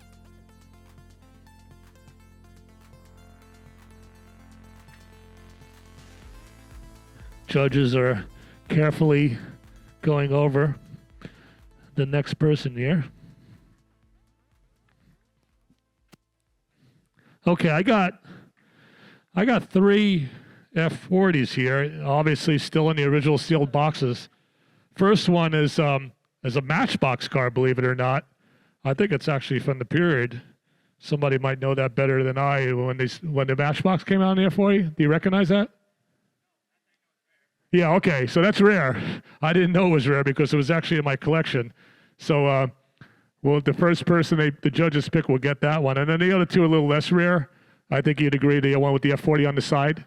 I mean, they're pretty rare, but I think the first one may be a little bit more rare. But again, we wouldn't be giving out stuff that's easy to get. So you'd have to look for these things on eBay to get these cars. Because I think Hot Wheels lost the license to do.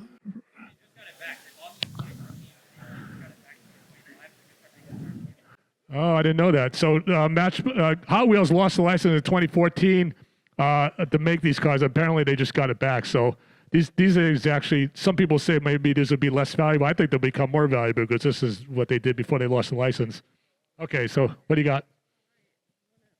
All right, winner number one, and call it right here. Nice.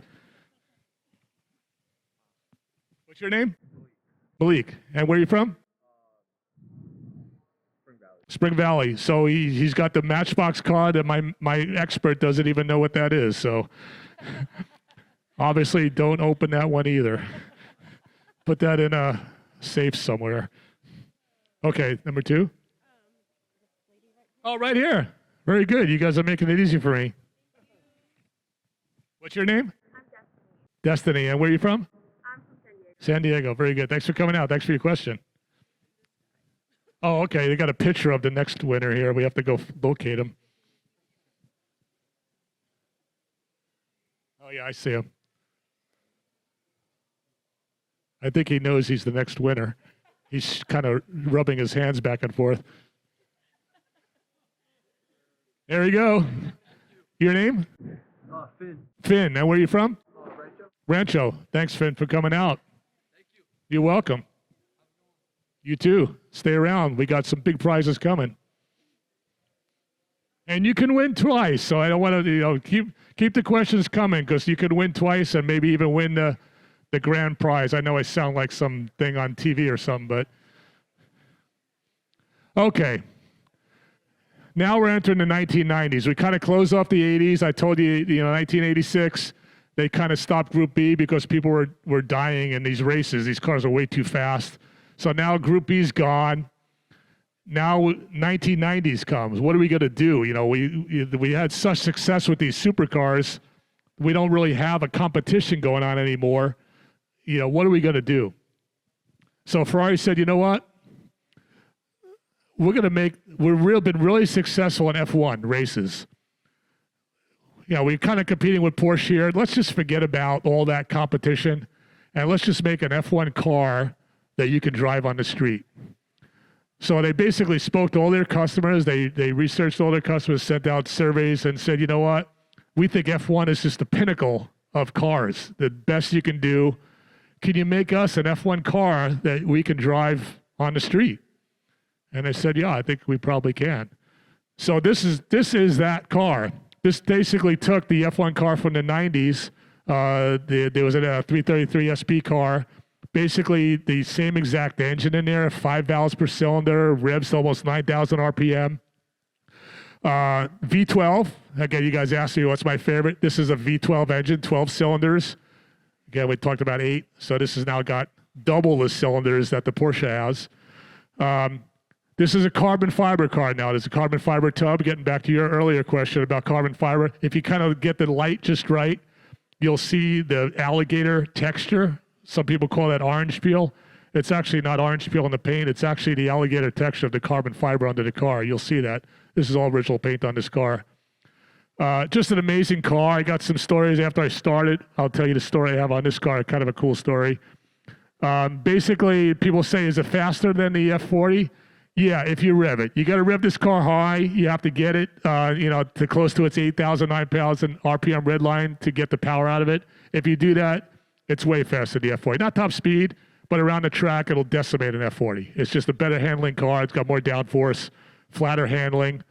Only 349 cars built, only 55 built for the U.S. market. You had to lease this car to buy it. You had to go on a 2-year lease because people were flipping these. And Ferrari said, we don't want that anymore. You have to keep it for at least 2 years. People hated that, but they did it. They were invited to get the car. Super rare car. Person I bought it from lived in Georgia, had 2 of these. This was his museum piece, never drove the car. I think it had like less than 1,000 miles on it. Another car, it was almost a daily driver for him. Sold me the car, sold me the box that the roof goes in. There's a roof that goes on top of this.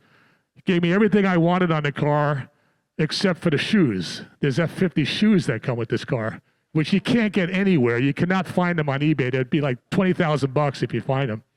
I said, well, shoot, can I have the shoes? He's like, no, and I really want to keep the shoes. So that's the only thing I don't have on the car. I don't have the shoes. But it comes with an attaché case, and I'll open it up, and you can see all that. So it's kind of got some cool stuff. So let me open this. I actually need some helping hands to open this because it's kind of a little tricky. And then we'll start it, and then I'll give you my little story, and then we'll do the questions.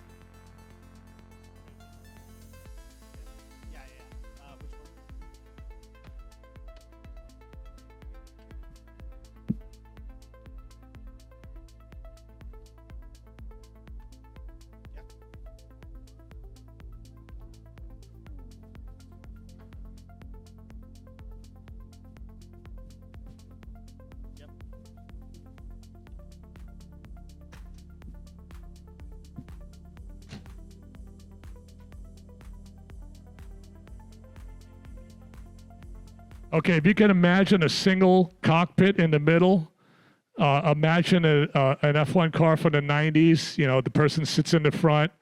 That's what this car is. They basically just put a street body on it. It's exactly the F1 car underneath, down to the springs inside the car to get the weight off the wheels so the car tires respond very fast to bumps. That's called unsprung weight. You might have heard that.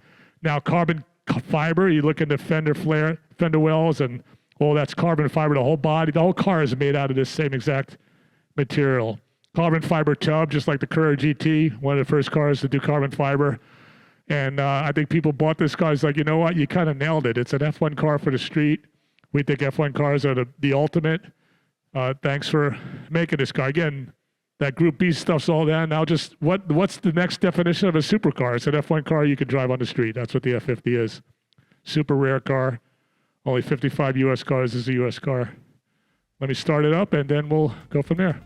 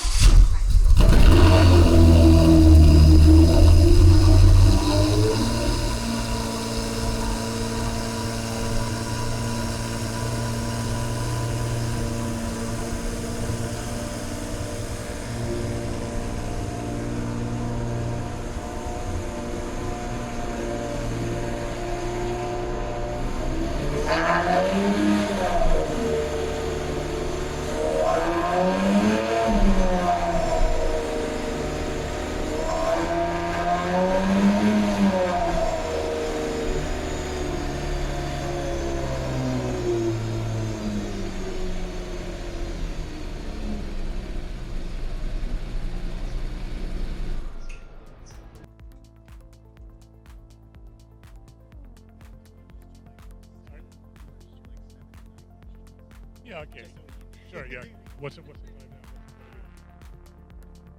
now? Okay, we got time. I said I'd go around, dude.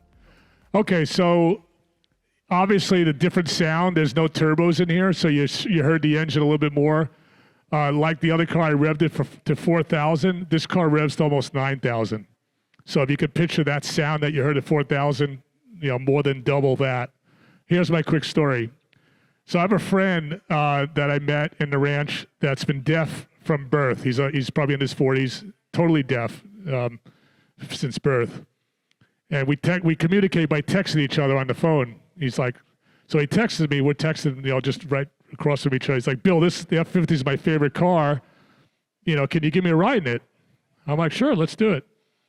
So I take him out on the road. I know he's deaf. So I'm revving as high as I can, 9,000. We're accelerating, and I'm like, wow, how's he doing?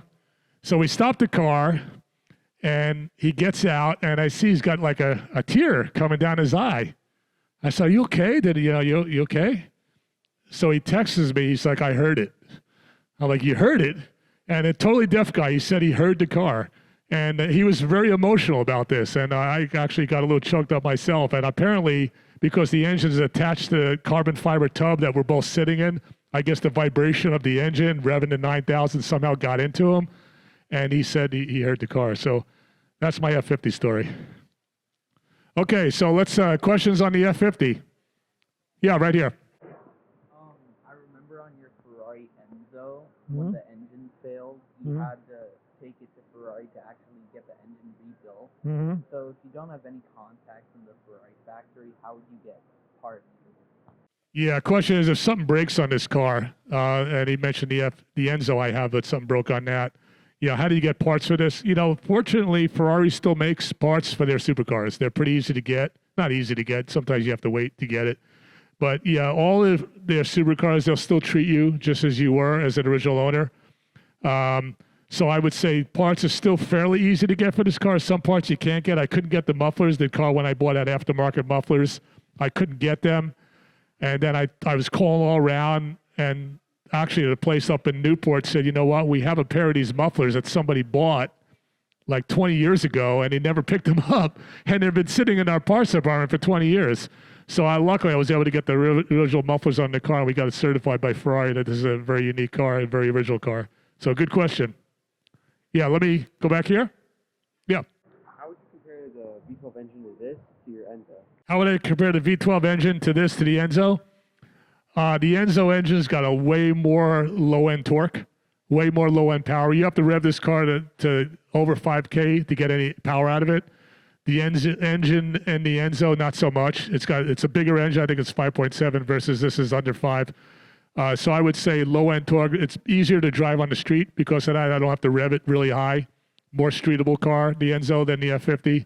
This is an F1 car. I mean, I don't know if they would ever do an F1 car for the street. You probably saw Mercedes with their Project One was trying to do an F1 car for the street. They didn't quite get it right. They actually had to put electric motors in there to fill in the low-end torque. So it's not even close to an F1 car anymore. So I think this will probably be one of the last times a manufacturer tries to do an F1 car for the street because they're just so different. And primarily that low-end torque. I'll get to you in a sec. Let me do some of the other people down here. Hold on. I got a new guy here. Go ahead. Growing up, what was your childhood dream car, and do you still feel the same way? Growing up, what was my childhood dream car, and do I still feel the same way about that? I would say the 959 and the F40, probably my childhood dream cars, and that's why I got those cars. Less so the F50. I remember when the F50 came out, I was older, but I think when cars came out, when you're like, teenager, 15, 16, I think you remember those cars probably more than anything else. And maybe even when I'm younger, when I was 7 or 8 years old, I remember some of the cars of that time. But I think because of the age I was at the time and I was really into supercars, probably those two cars. Good question. Yeah. What is like your favorite era of design? My favorite era of design?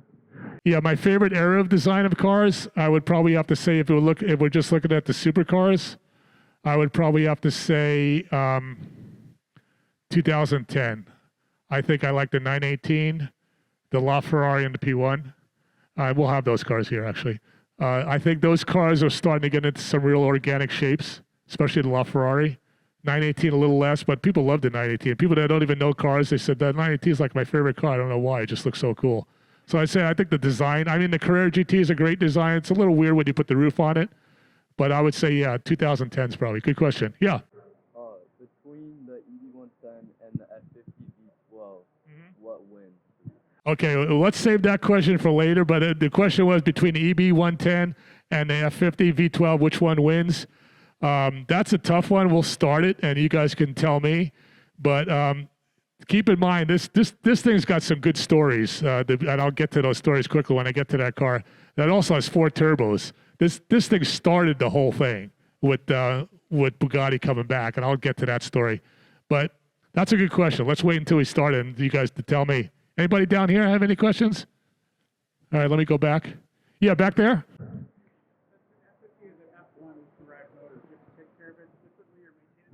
Yeah, since the F50 is an F1 derived motor, do I have to take care of anything differently? That's, I got a good story on that. Actually, the car wouldn't idle. I couldn't get it to idle.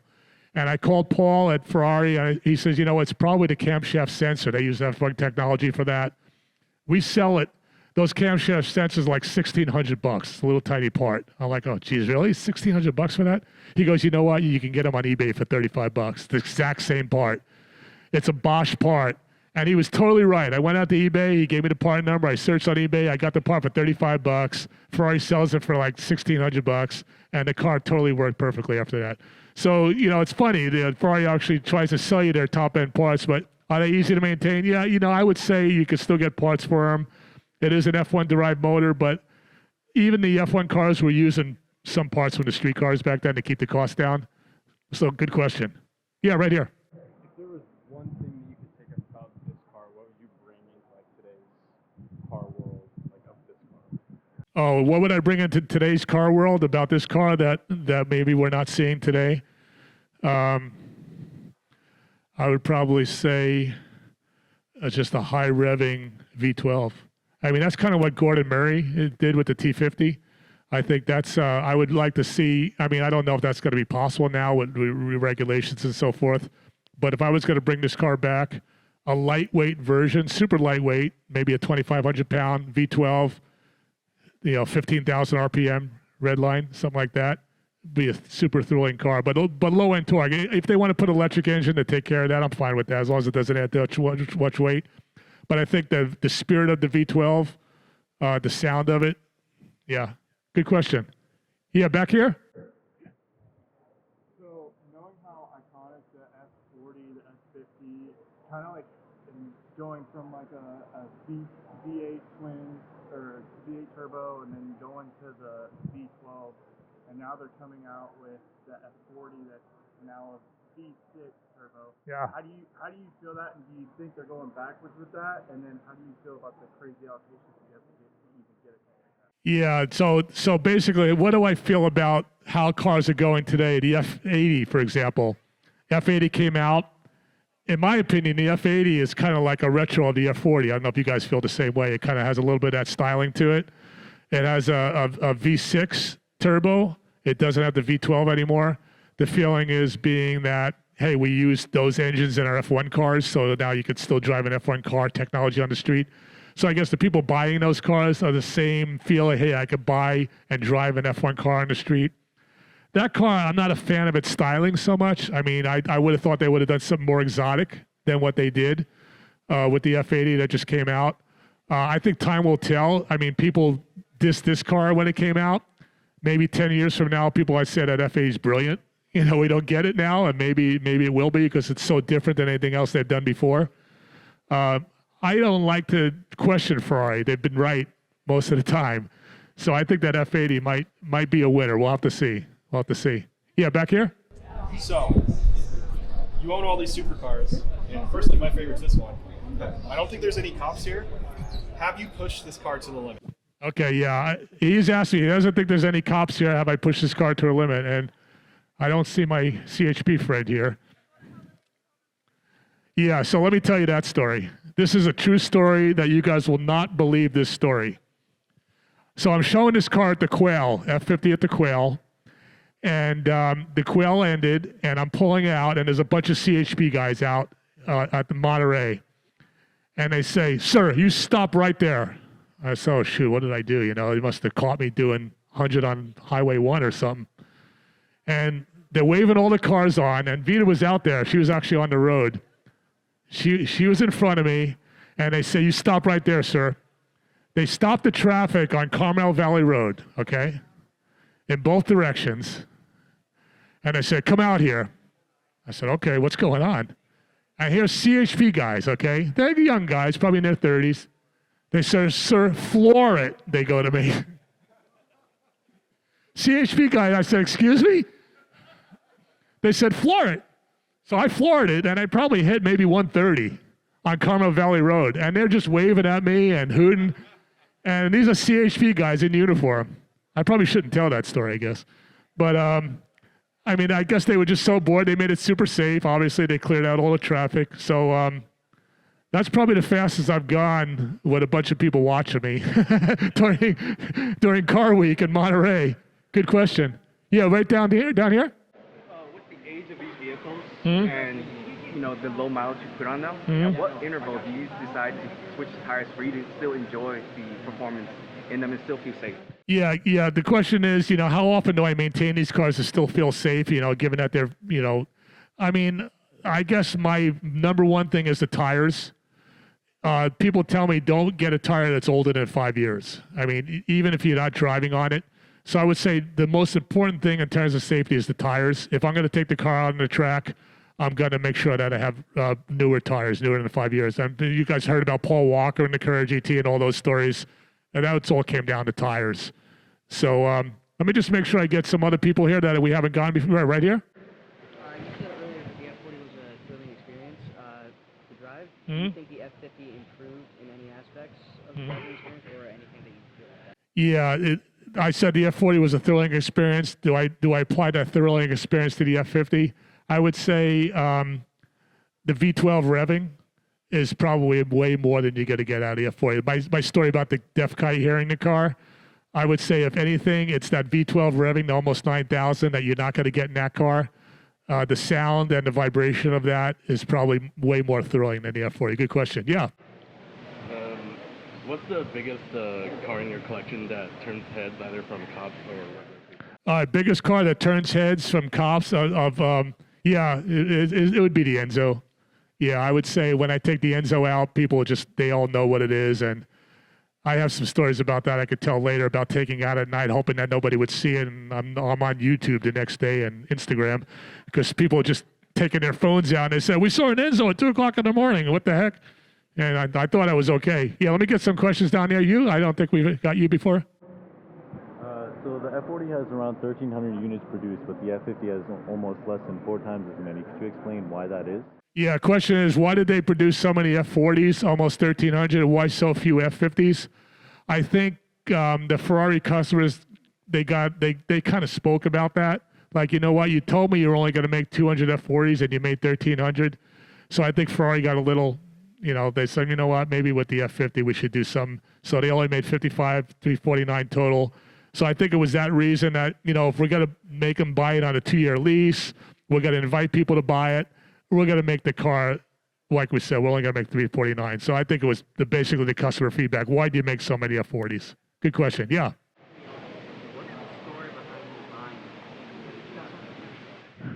Yeah, story behind me buying the F50. So real quickly, obviously, I wasn't one of the people introduced in the 2-year lease because I bought it many years later. So the person that had it lived in Georgia, state of Georgia. He had 2 of them. I asked a friend of mine to try to find an F50. He says they're like impossible to find. They never go on the market. But I know a guy in Georgia that has 2 of them. One's a driver and one's a museum car. So his name was Dax. We talked to the guy for like 2 years to try to get him to sell the car to me. And he finally decided to sell it to me. It wasn't so much the money. He says, I want you to drive the car and I want you to show the car. And if you can promise me that you're going to drive it and you're going to show it, I will sell you the car. That was more important to him than the money he got out of the car. That shows you how much of an enthusiast he was. Yeah, let me just make sure there's anybody else that I didn't get yet. All right, go ahead. What was the biggest reason behind me adding an F50 to the collection? I think it really fit the whole. I felt I had the Enzo and the F40, and I just felt I actually had the F50 on my list, number 1, but they were so hard to get. So it took me a really long time to find a good car. But I think it's just that same thing. It was the best car they can do.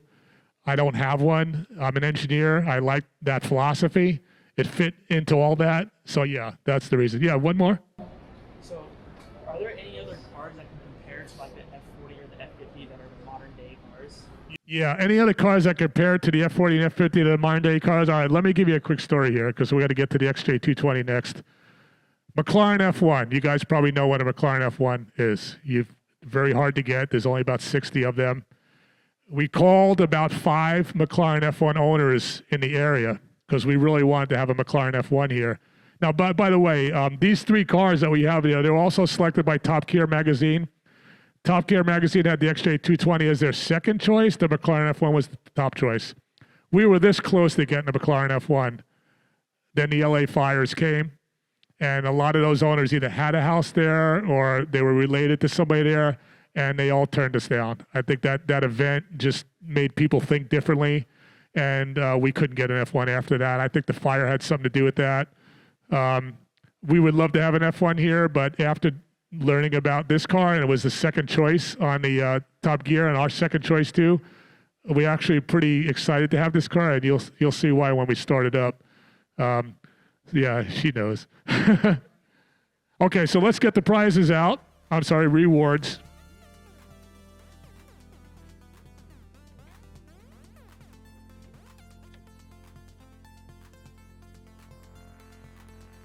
Okay, so I got 3 F40 models here. The first one is a 1996 first edition car. This is pretty hard to get. He's kind of drooling over that one. Hopefully they pick me. And then the 2 other ones are a little bit newer, but you have to be over 3 years of age to be able to have the 2 other ones. There's no age limit on the first edition, so we'll make sure we check if you're 3 years old or older. I'm not sure why. Maybe you'll swallow the car or something. Okay, so let's see what we got here.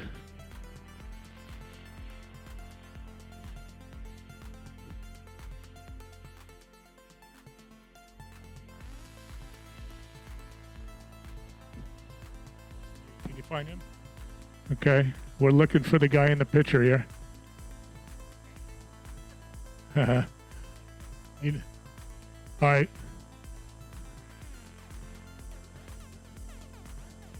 Oh, very good. We got the winner right here. You get the first edition. Well, what's your name? Giovanni. No, that's right. And then where are you from again? San Diego. Very good. Thanks for coming. Thanks for your question. Okay, did we find the other? She's trying to compare the pictures to the people here. He might have left. Oh, yeah. Yeah, no, I think he left. Yeah, okay, you got to pick a pick number 2. Maria's picking number 2 right here. Nice. What's your name?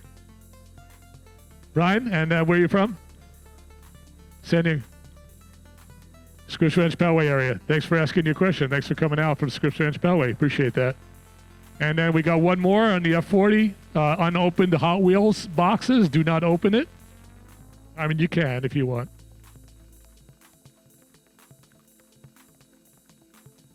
Yeah, I think he left, yeah. So pick somebody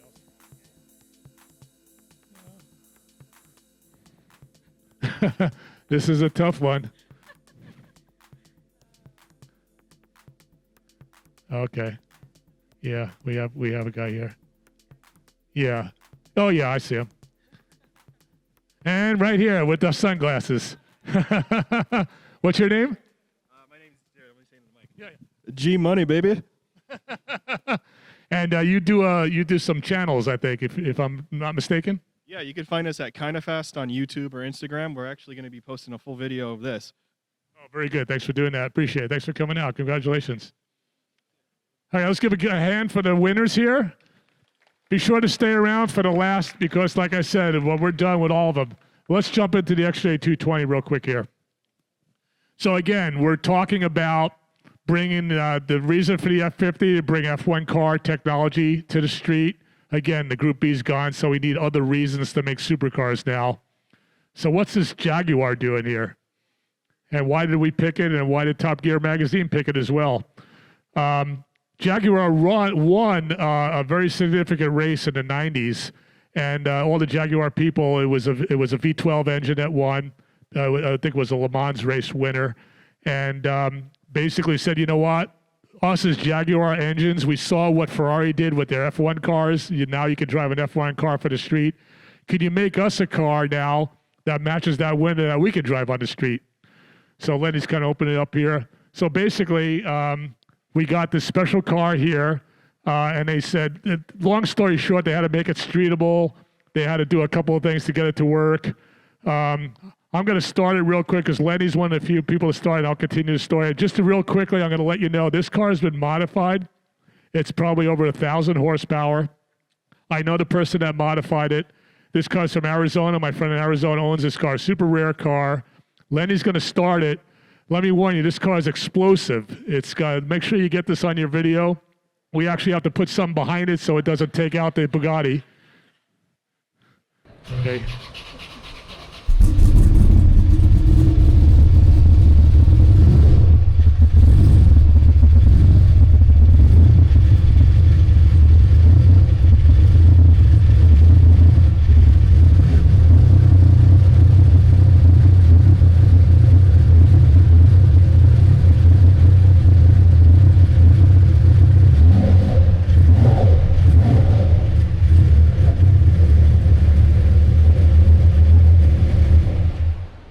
Thank you, Lenny.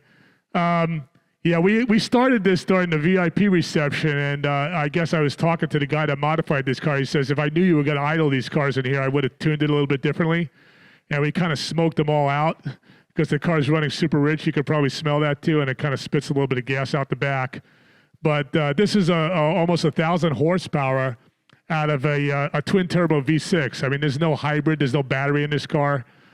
So this car basically came out to satisfy, just like Ferrari did the F50 to satisfy their customers. They came out with the XJ220. I did some research on this car. I kind of went on Google and I researched the guy that designed this car back in the 90s. They basically had a group of 12 guys that designed this car. The top designer actually in 2000 designed the Saline S7. And I'm like, that is so crazy. The same guy that designed this car designed the Saline S7. And I tried to contact the guy. Apparently he's still out there.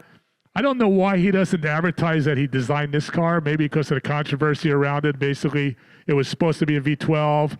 When the customers got it, they put a V6 in there because it was the emissions at the time. The customer's like, well, you promised us a V12. Why did you do a V6? So there's a little bit of controversy on this car, but nevertheless, it still did 217 miles an hour. Still considered a supercar. I think everybody knows the XJ220. You hardly ever see these cars. This is probably one of the rarest cars you'll see.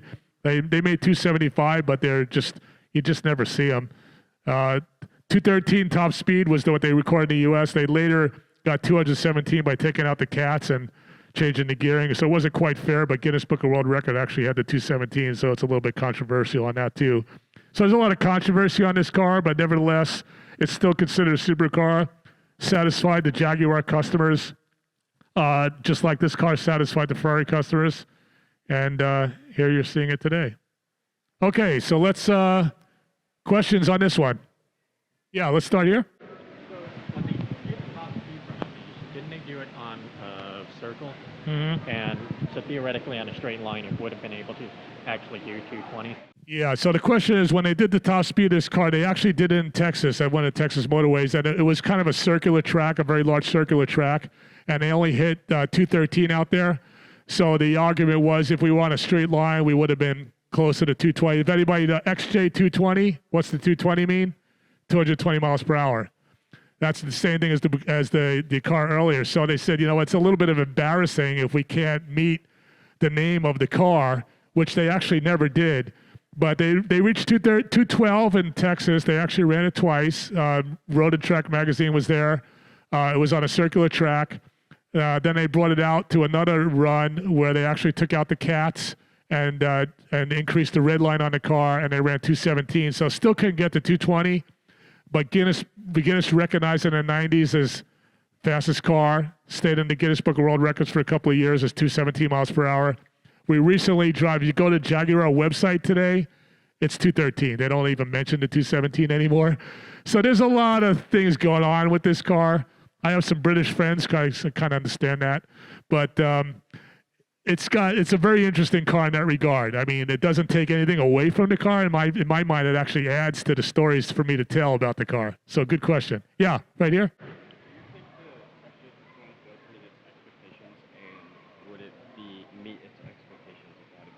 Yeah. So if they built the car the way they intended to build it with the V12 rather than the V6 would have met its expectations, absolutely. I think the customer would have been like, you know what, you gave us the car, you said you were going to give us, you said you were going to do a V12, you gave us the V12. It's the same V12 that was used in the race car that won. We want that feeling back for our street car. Absolutely. If they put the V12 in this car, I think this car would be a way more valuable car today. This is probably one of the lower value cars amongst all this collection because of that. It didn't actually be the car they wanted. So yeah, I would say absolutely if they put the V12 in. Yeah. General question, when did some of these cars start to get stability control? And also, what are your thoughts about what's going on with the direction of Jaguar today? It's like they're giving up. Yeah, question, what do I think about the new electronic aids, stability control and so forth? None of these cars have really those kind of aids. I don't think any of these cars have ABS. No, they don't, as far as I know. None of these cars have stability control. That's a fairly new thing that came out in the 90s where you can keep the car in line. None of these cars have traction control. I mean, I honestly, when I drive on the track, I like those things. I like stability control on the track. I could actually drive faster with that because it gives me a feeling of safety that I'm not going to crash the car. So I could drive the car faster. Some of my race car drivers actually like to keep stability control on. They could drive the car, in their opinion, faster with stability control on. So I'm a fan of stability control, of all ABS, of course. And then the other question was, Jaguar's current state. Where is Jaguar going now? You probably saw that really unusual model that Jaguar is coming up with. I think, I don't know if that model resonates with some of the Jaguar buyers. That styling is kind of unusual. So I can't comment. I don't know if they're being geniuses and they're like, well, you guys are like 20 years ahead of your time, or they made a mistake. So I don't know where that's going to go. But my feeling is from the Jaguar owners, they do not like that car. They did not like that car at all. Here, down here. Yeah, I'll get you next. What was the reason behind replacing it with the V6 instead of the V12 that the customers were? Yeah, what was the reason behind replacing the V12 that the customers had problems with the V6? Primarily, it was easier to manufacture. It was a more reliable engine for a street car. The V12 wasn't really designed for street use. It was more like, I mean, Ferrari did it. Why can't you do it? You know, I think it was a cost issue. There was not a lot of people working on this car. The people that were working on this car didn't have as much experience. So I think it was a cost issue. It might have been an emissions issue at the time, but it was definitely disappointing. Definitely disappointing. How did it affect the market? Just very. I don't usually talk about the prices of cars because I don't really know. This car you can get for under $1 million. That's where these cars are on today. A Ferrari F50, they're about $6 million today.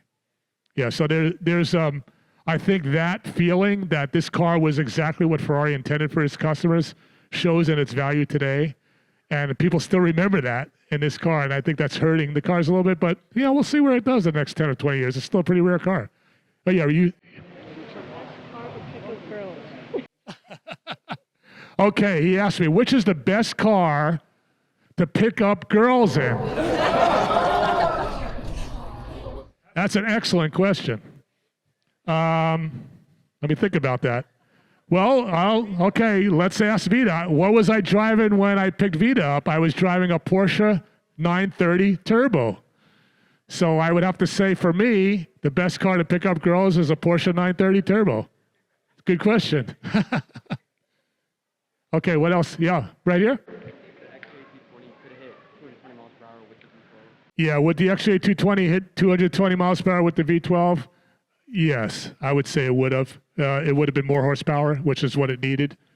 They did a lot of things. Like I said, they took the cats out to try to get more horsepower. They wouldn't have to do that with the V12. So absolutely, it would have probably done the XJ, it exceeded 220. Yeah, right here? Have you had a driving experience? Okay, I have not. The question is, have I driven this car? I have not driven this car. This is a friend of mine in Arizona that lent us this car. These are super hard to get. Not my first choice in cars, so that's why I don't have this car.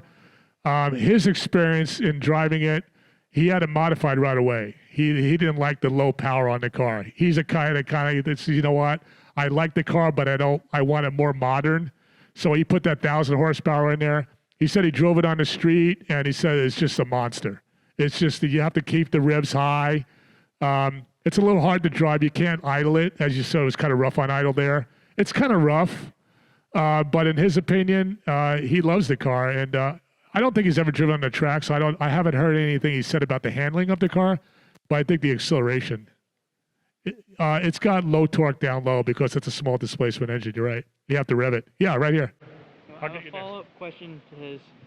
What is your favorite car to pick up your friends in? Like, what's yours and their favorite? All right, what is my favorite car to pick up my friends in? Well, assuming I just have one friend I have to pick up, I would probably say the Porsche 918. Yeah, I got a lot of people asking me if they can give me rides in the Porsche 918.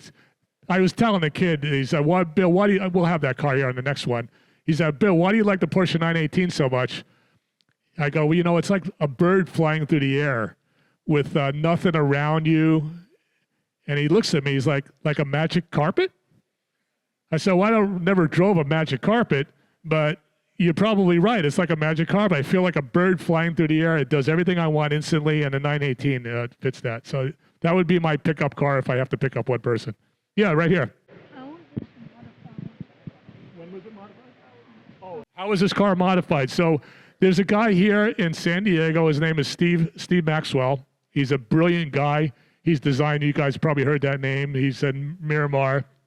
So what he did is he did quite a few modifications. He knows how to change the computer programming. He's a genius programmer. So he was able to put knock sensors on the car. He was able to increase the turbo boost pressure. So this car, I think, what was the horsepower on this car? 542. He's got it to almost 1,000 by increasing the turbo boost pressure. I think with his knowledge of programming and computers, he was able to get the extra boost in a safe way, which the technology didn't exist at the time. A lot of cars you see today, they could have done those high horsepower cars back then if the programming was there. A lot of computer now allow you to get the more horsepower in a safe way, in a more efficient way, and less emissions. So yeah, it was mainly increasing the boost pressure. And he also said he did a whole new exhaust system on the car, so it's a more free-flowing exhaust. And in fact, when we started it the other day, the car sounded like it exploded. We started it with all the VIPs in the room one night, and it's just a giant explosion. I think you guys were here for that.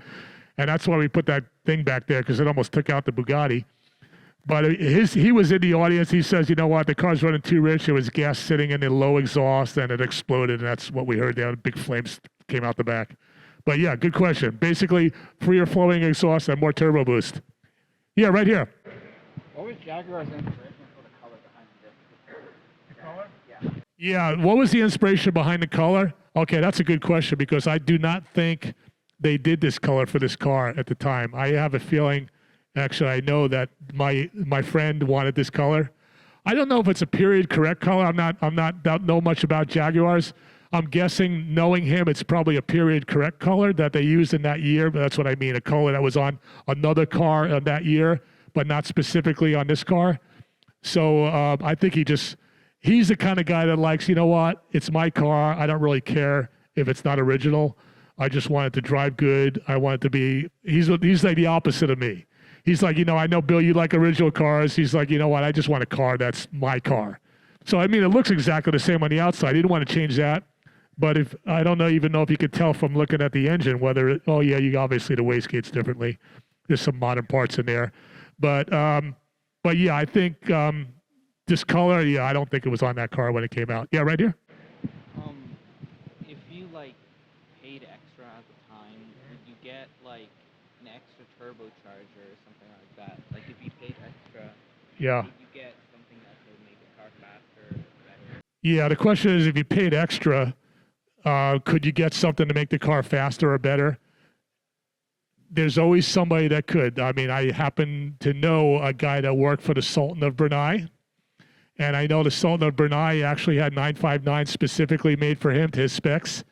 So I guess if you throw enough money at the factory, they'll do it, but it would take a lot of money to do something like that. Somebody like the Sultan of Brunei, who has those resources, could do a special car like that. I don't know if any cars will design like that for this particular car, but I know the 959 and the F40, he bought some of those cars specially made just for him. Good question. Yeah. So, out of all of these cars and the ones in your collection too, what would you say is the most technical, comfort, speed, handling, all that? What's the best? Question is, what's the best car that I know of in the supercar world in terms of practical, performance, all that? I have to say I have to go back to the 918. Yeah, for sure. Yeah, I think that's why I liked the car so much. Yeah, back here. What car do I take to the grocery store? I have a Mercedes E63, 2007. That's my everyday car. And we have a Jeep 392 Wrangler with the Hemi engine. So those are our kind of everyday cars. Good question, thanks. Would you rather have an XJ220 or an E-Type? Would I rather have an XJ220 or an E-Type? My answer would probably be the XJ220, just because of that same philosophy. It's the best they can do at the time. It fits all that. The best the engineers could do, even more than the E-Type, I think. The E-Type's a different generation, sort of, but I would probably have to go back to the XJ220. I would probably choose that because they basically gave them a blank slate to build the best car they can, and that's exactly what this car is. Any other questions on this? Yeah, sorry.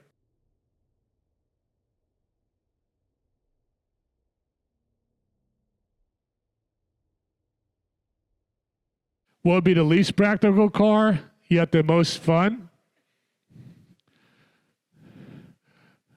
I would probably say maybe the 427 Cobra. It's probably the least practical because it's smelly, it's noisy, but it's probably one of the best bang for the buck, 427 Cobra. Good question. Okay, let me get one more question. Anybody that has not asked a question? We got some good question people in the front here, Anybody want to try me with a question in the back that hasn't asked the question? Could be any question. You might win. Yes. We got a taker. Yeah, go ahead. Do you have a favorite front-wheel drive car? Do I have a favorite front-wheel drive car? Let me think about that. You know what? I'm thinking front-wheel drive car. Favorite front-wheel drive car. I think is it the Subaru? Let me think. Is that Subaru XI? Is that a front-wheel drive car? I'm trying to think now. I know there's a Japanese car that is front-wheel drive that's super high performance for a front-wheel drive car because usually you can't get performance. Sorry? Oh, Civic Type R? Civic Type R. That's the one I'm thinking of. Yeah, actually, yeah, we have a guy that owns one of those cars. Yeah, I think those it's hard to make a high-performance front-wheel drive car because there's a lot of weight in the front. They tend to understeer, which means the front plows. But yeah, you know what? Now that you mention that, talking to friends that own those kind of cars, the Type R, yeah, that's a good choice. Thanks for reminding me about that. Do you have one? No. Okay. All right, let's go to the next car, last but not least. Oh, yeah, actually, how can I forget? We can't go to the next car until we give out the rewards.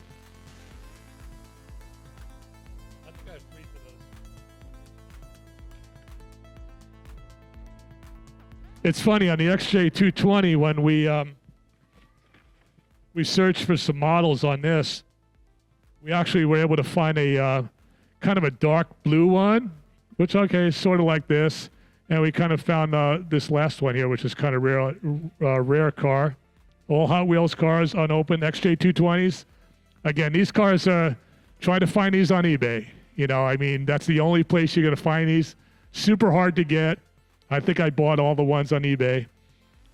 So, except the bottom one. Is that one of yours? Okay, so we can't give him the last one because I bought that one from him and he's already got one of the ones I bought. All right, so what do you got?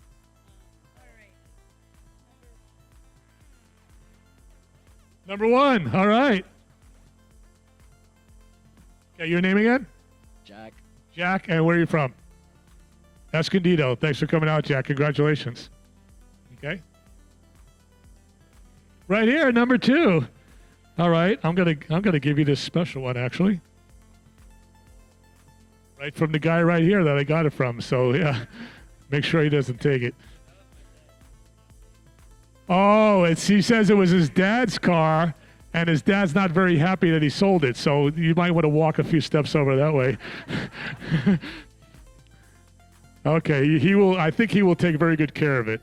I can tell by looking. He has faith in him. Okay, the third.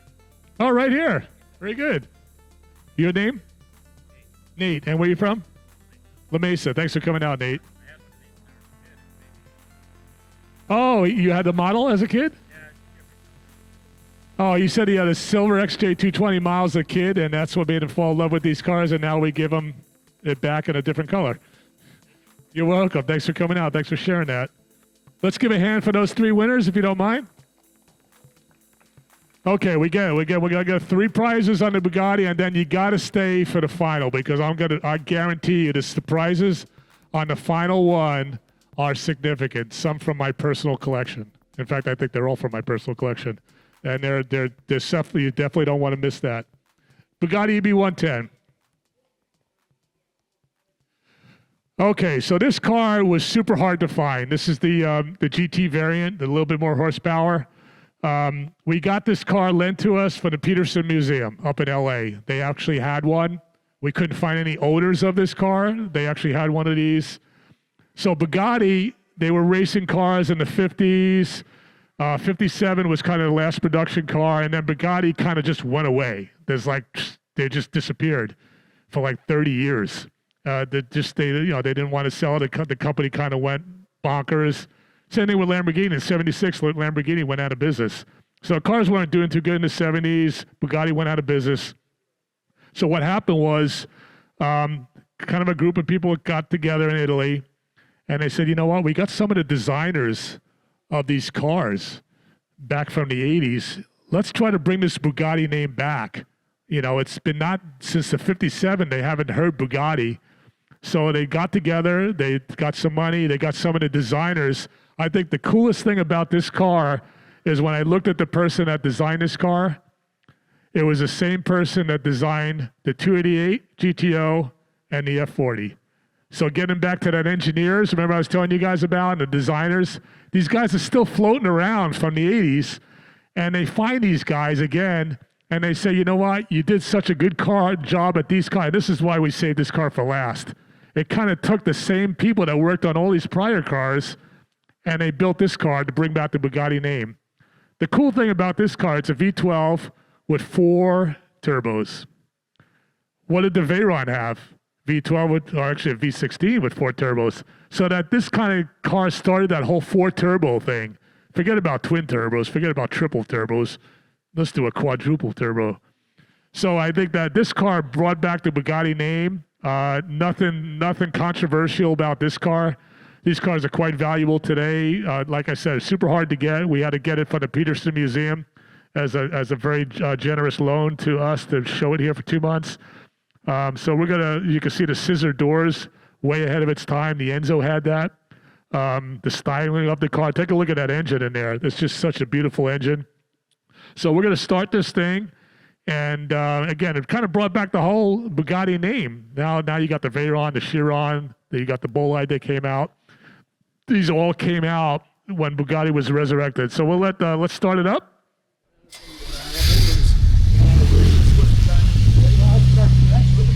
Okay, so you're probably thinking, wow, that doesn't sound that loud. Well, remember, there's 4 turbos in here. So there's 4 turbos muffling that exhaust. Not to say that decreases the power in any way. It obviously increases the power, but it takes a little bit away from the sound. 4 turbos.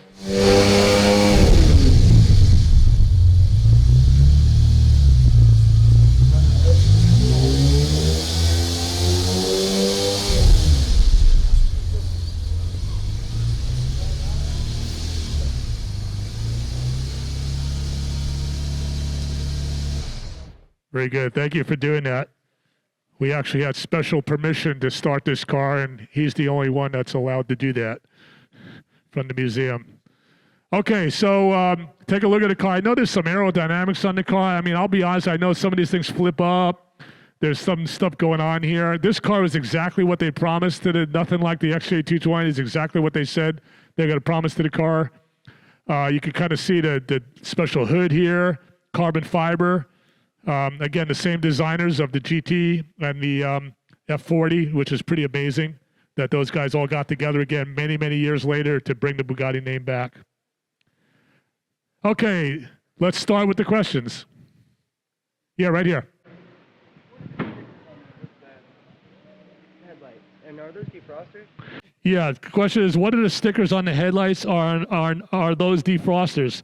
Yeah, these stickers are basically just saying that the car, this plexiglass meets a certain requirement, because in the 90s to sell these cars, you had to have special requirements, and I think these are probably the specs that they had to meet at the time.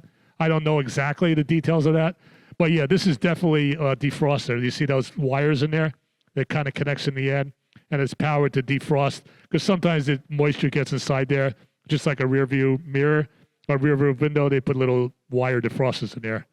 Good question. Yeah, right here.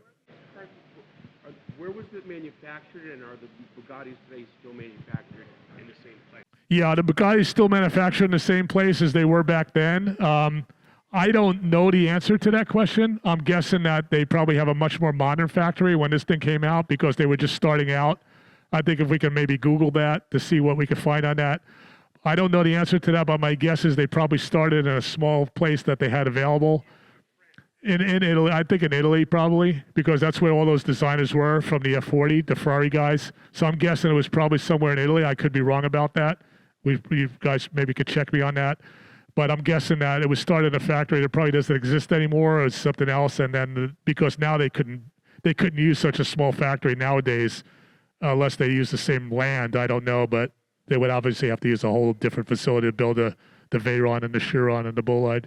Good question. Yeah, right here. Oh, just looking at the car, the front and the back, it doesn't look like there's like any luggage space. Like, do you think Ferrari, like overall, like over the years, have encouraged more like luggage space, or? Yeah, question about luggage space. Obviously, I don't see any area, as you pointed out, to put luggage in this car where we actually showed the F40 and the F50 actually have luggage space. I think Ferrari, they're very into making the car usable. They want to make sure you can drive it, you can put your luggage in it, you can have air conditioning in it. I think Ferrari, more than any other manufacturer, probably they weren't thinking that at all about this car, obviously. But I think if even though the Ferrari designer was involved in it, it's kind of funny. I think they probably got some direction from the higher end, like, I just do performance and forget about luggage and all that stuff for now. Good question. Yeah, let me get some guys on here. Yeah, you, go ahead. So just coming back to my earlier question. Yeah. Between the EV110 and the F50, and if the X320 had the V12, what do you think would drive better? Or do better? Yeah, which one would be better between if this car had the V12 in it, that car as it is now, and the F50, which would be a more usable car today? I would have to say this car, the Bugatti, because it's got low end torque. It's got the 4 turbos. What you want on the street, you want the low end torque. So I would say it'd be a more drivable car. I would definitely pick the EV110 over that. Good question. Yeah, good. Do you know why it has the 2 separate gas tanks, and do many other cars do that? Yeah, question is about the 2 separate gas tanks, and do any other cars do that? Actually, the F40 does that. The reason they do that is for balance. You can't really put the gas tank in the middle of the car because there's no room for that, and to put it on just one side. So they put it on both sides for balance. The F40 actually has a little siphon between the 2 tanks. I'm sure this is the same way. Given that it was the same designer, he probably used that same technique from the F40. But yeah, real good question, mainly for balance. Yeah, right here. Would you think that this is the car that pretty much inspired Bugatti for the engineering of like more of the newer models? Absolutely. Yeah, absolutely. Is this the car that kind of inspired Bugatti? Again, Bugatti was kind of unheard of in 1957. They resurrected the name on this car. V12, 4 turbos. Look at the new Veyron, 4 turbos, right? Chiron 4 turbos, and the Bolide, I think, probably has 4. They kind of stuck with that 4 turbo because they were the first to do it. So absolutely, I would think this car definitely inspired all the Bugattis from this point on. This is a very significant car in that regard. Good question. Yeah, back here?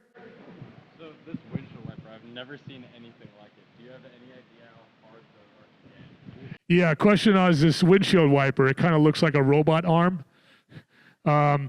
And would you be able to get something like this today? My guess is, like I said earlier, because this is a hollow car for Bugatti, that you might say, usually what the manufacturers do is you order the windshield wiper. And they say, when we get 10 orders in, we'll make it for you.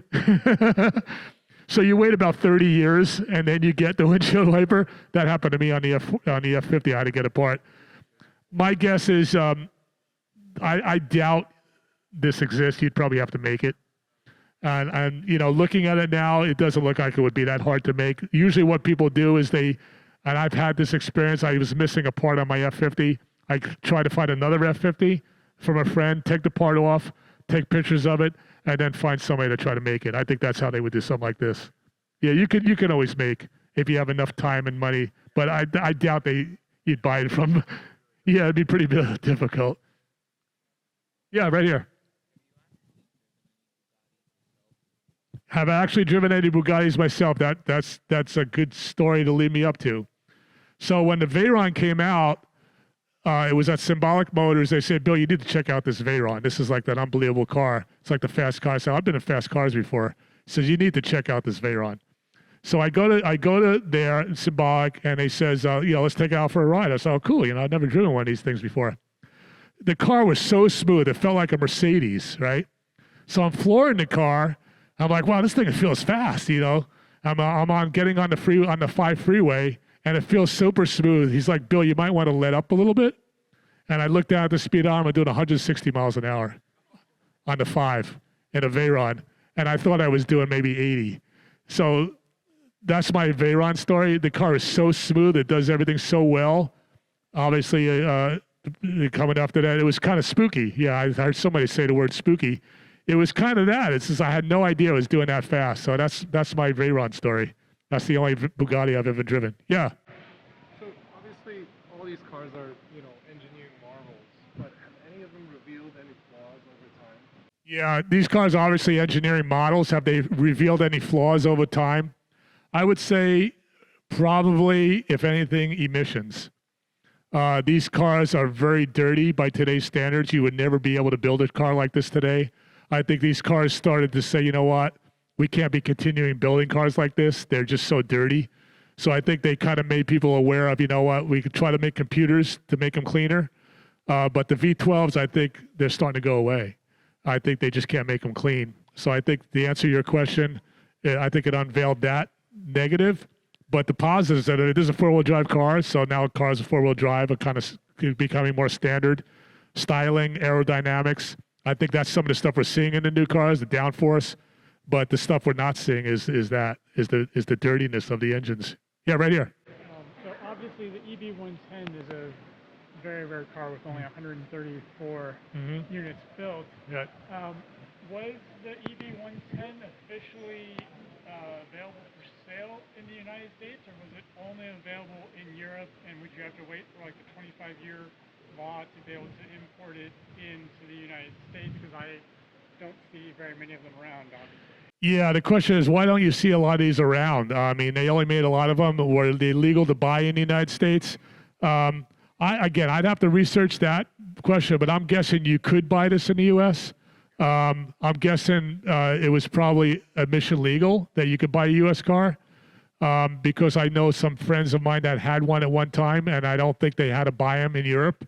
So I think you could get U.S. versions of this car, but you never see these cars. Yeah, I think the reason you don't see these cars is obviously so few made, and I think, I think there's just that reason. Yeah, but maybe there's probably not a lot of them in the U.S. That's a good question. I don't really know the answer to that. Good question, though. Probably not a lot of them. Yeah, right here. The name EB110, what does the EB stand for? All right, what does the EB stand for, and what does the 110 stand for? So that's a really good question. I probably should have answered that earlier. So the founder of Bugatti was, I think, Ettore. I don't know if I'm saying that right, Bugatti. So that's the EB. And then the 110, when this car came out, because they were bringing the brand back from the 1950s, that guy, the founder of Ferrari, was born 110 years earlier. So the EB110, basically, hey, we're bringing back the Bugatti brand 110 years after the founder was born. Really good question. Really good question.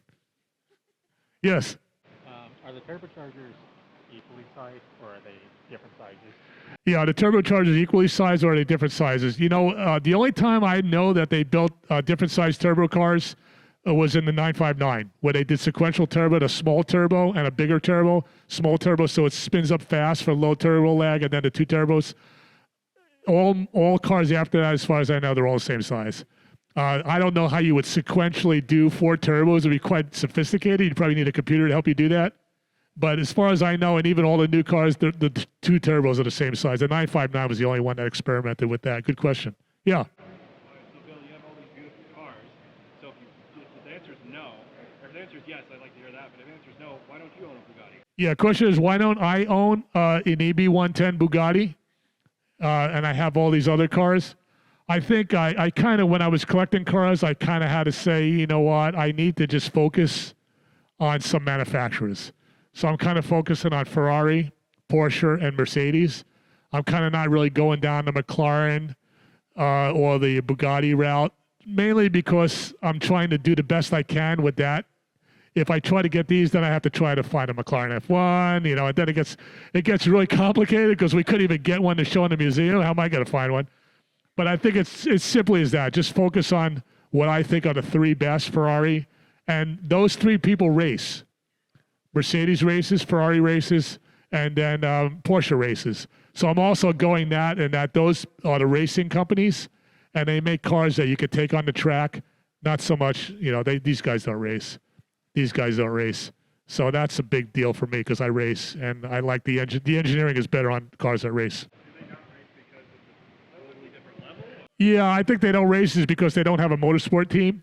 It's a lot more money to do something like that. You have to sell a lot of cars. They don't sell as many cars as Porsche and Ferrari. Ferrari was only one of the most profitable years ever this year.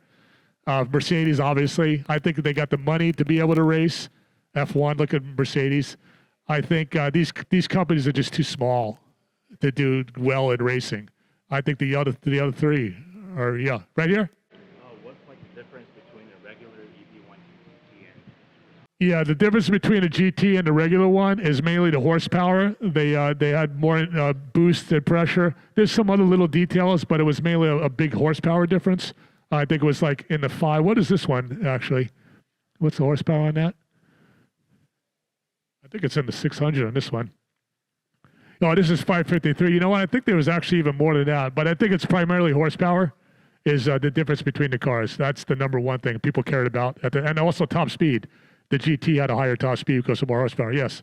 So, like, a lot of these cars are Italian designed, right? Like the EV110, even though Bugatti's French, they're designed by Italians. Yeah. And so I was just wondering what you thought about Pagani, because, you know, Italian manufacturers, there was Ferrari, moved to Lamborghini from a guy that got fired from Ferrari. Yeah. Same story on Pagani. Yeah. And how do you think, like, I guess Italian genes like evolve the car scene? Yeah. The question is, these cars are mainly you're seeing Italians involved in the design of these cars. And the question came up about Pagani, which I met Pagani. We met Pagani, fantastic guy. And the Pagani cars, look at the styling on those cars. They're like jewels. I think just look at the history of Italy. Look at their architecture when you go to Italy. Look at Leonardo da Vinci. There's actually an exhibit right over here, Leonardo da Vinci. Check that out in the Air and Space Museum. I think the whole Italian culture, I'm Italian, by the way. I think it's, we have some other Italians here, I think. I did the Renaissance art. I mean, the Italy is all about art. It's all about creativity. I mean, more so probably than any other culture. I don't know if it's I wouldn't say it's in the genes. I think it's just in the whole culture that the Italians just want to have the ultimate styling. Good question. Yeah. So obviously the EV110 set like the precedent for quad turbos, right? So when they released that, sort of similar to Porsche versus Ferrari, who tried to match the EV110 when it came out and everybody's like, wow, this thing is crazy. Yeah. The question is kind of like we were talking about the competition between the manufacturers, and now all of a sudden they come out with a quad turbo. On that, how can we beat a quad turbo? I think the manufacturers pretty much said, you know what? They have their engineers. They needed to do it with 4 turbos. We could do it better with 2 turbos. I think it basically came down to that. It's like we don't need 4 turbos. I think at the time they felt they needed 4 turbos. Then hey, look at we got 4. We don't have 2. In my feeling as an engineer, they probably could have done it better with just 2. It would have spooled up faster. They could have used different kind of turbos. So I would say that no other purpose, as far as I know, nobody else went down the 4 turbo route. I think that was just something now, and then now they're keeping to that because now with computers, you can actually take advantage of that, especially with the V16 engines. But I would say no other car has 4 turbos. They were the first, and they're still the only ones doing that. Good question. Okay, yeah, right here. So I do know that Bugatti was kind of hidden in the shadows for a long time, Right. and this kind of revived it. Mhm. What was the world's like first thoughts when they saw the Bugatti? Because they didn't know. Yeah, the Bugatti again hasn't really been heard of since 1957. All of a sudden, wow, Bugatti, what the heck is going on here? I think that was a shocker. I think when this car came out, given this, you use the same Ferrari engineers, this car was a wow when it came out, and you can see it in the value today of these cars at $3 or $4 million. I think it was kind of like, hey, Bugatti is back, and we're back for good. And this is the car that's going to do it. And now Bugatti went down for a long time. This is in the 90s. They didn't hear about Bugatti. And then it was resurrected again in the Veyron.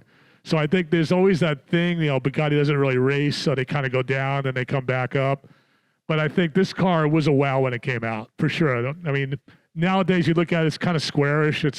Not really organic. But it was different when it came out. And I think the fact that you see that V12 with the 4 turbos, that was a wow, for sure, when it came out. Yeah, right here. There's mostly turbo cars, and there's not very much NA cars on the floor here. So do you usually prefer turbo cars over naturally aspirated, or is it just what you tend to have or whatever. Yeah, question is, there's mostly turbo cars on the floor here. The only non-turbo car is the F50 with the V12. Do I prefer turbo cars? It turned out we didn't pick these cars because they were turbo. These are the cars that were the number one cars. Like I said, when we look at Top Gear magazine, the only one that's arguable is the F1, McLaren F1, which is a normally aspirated car over the Jaguar. But I would say that I prefer normally aspirated cars. I like what Gordon Murray did with the T50. I like the throttle response is very fast on a normally aspirated car compared to a turbo car. So I would be a fan of a normally aspirated car of a turbo car. Yeah. Let me get one. Sorry? Do I like electric cars because their response is so much better? Yes. There's no doubt that an electric car, but electric car also loses a lot in terms of the charm, all the things we're talking about here, the mechanicals, the Apple Watch versus the Rolex watch. But yeah, the Apple Watch does everything better than my Rolex, but the Rolex is more valuable because it's got the charm to it. Good question. All right, let's we got winners selected here because I want to get to the grand prize. I definitely want to have you guys participate in that. Let me go grab the models. They said there's so many good questions they're having a hard time selecting. You know what? You guys are in luck because I got 5 models here. So we actually could give out 5 models here. 3 silver ones and 2 yellow ones. So we got the silver one again, it's the original Hot Wheel cars. The silver ones actually match exactly the one we have here, which is kind of cool. The yellow ones don't, but yeah, they perfect match. Okay, so we're going to give out, in this case, we're going to give out 5 rewards for best questions if you guys can pick 5 people.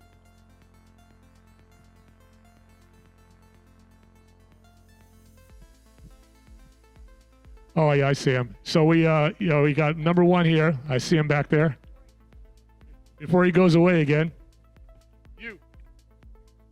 For some reason they couldn't find you before, but what's your name again? Mac. And where are you from? Rancho Santa Fe. Thanks. Got a neighbor here. Thanks for coming out, Mac. Congratulations. All right, what else? Oh, right here. All right, very good. Your name? Wyatt. Wyatt? And where are you from? Lake Forest. All right, very good. Thanks for coming out. Congratulations. You got the same color as the one we have here. Good Bugatti question. All right, we got 3 more to hand out. And then we're going to get to the grand prize. You guys definitely want to stay for that. That's this is nothing compared to that. Huh? Oh, cool. Paul. Nice. Paul, you get my last silver. Name? Paul. And where are you from, Paul? Paul's from Santee. By the way, if you guys Google Paul, he's a famous pianist and one of the most best piano players I've ever heard. I have a Steinway 9-foot grand, and Paul sometimes comes. Piano Kid CA. If you look up Paul, he's a brilliant piano player, so I'm glad to see him here today. Okay, we got 2 more to give out.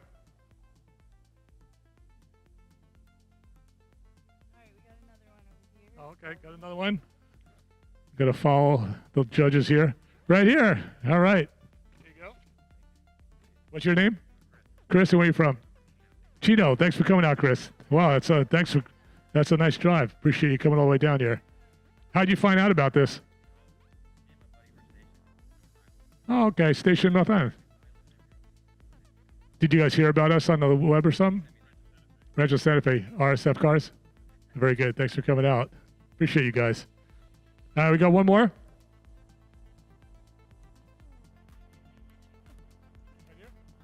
There you go. Oh, is it? Oh, sorry. Do I get the right one? Oh, yeah. Sorry. Congratulations. What's your name? Alex. And where are you from? Scripps fans. Thanks, Alex. Okay, so now it's time for the grand prize. They're going to have a meeting on this, and I'm going to start showing you what the first prize is while they're having a meeting. Appreciate you guys all staying. Oh, shoot, how long have I been talking for? Holy smokes. They'll ask you, Bill, are you like dehydrated or what? No, I'm good for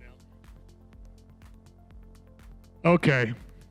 This is going to be the grand prize. This is from my own personal collection. Okay, let me just unwrap this so you can kind of see what it is.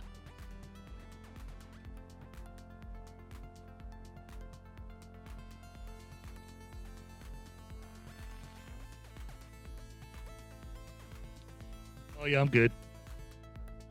Okay. This is a 1/18 scale Ferrari F50. This is actually made in Italy. This is not something made in any other place. This is one of the original models from the 90s. This is from my own personal collection. I believe if you unscrew the Phillips edge, you can open up the top, the rear and the front. Super detailed inside. I mean, it's almost like an exact, again, from my own collection. We're going to give this out as a #1 prize. Once these guys, they're obviously going to be a tough one here. But I'm looking forward to having this go to a good home.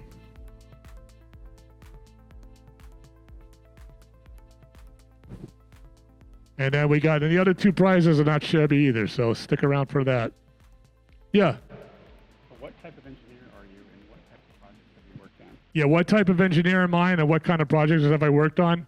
I'm an electrical engineer from a Bachelor of Science and Master of Science, MIT. And I worked on, did all the electronics for the F-22 fighter jet.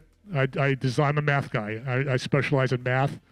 And I designed all the waveforms and the frequency hopping and the spread spectrum communication system for the F-22. That's my specialty. Also the Comanche helicopter. I did that. And now I consult kind of on that now. Now, today I'm a system architect. I do all the Nissan Virtual Academy websites. Infinity, Suzuki, I do big websites, behind the scene colleges. I have a big team of over 35 people that work for me now. So I'm still a system architect, but in a different way. But still using my math skills. Did a good question, appreciate that. Yeah. How did I get this? Yeah, this was actually gifted to me. And I guess I can't tell the person, I don't even know if that person's still around anymore, but this was given to me by somebody a long time ago. Not in the 90s, because I didn't have the car in the 90s, but he did tell me that this is a car that's purely correct that he got in the 90s. And you can see on the bottom, it does say made in Italy.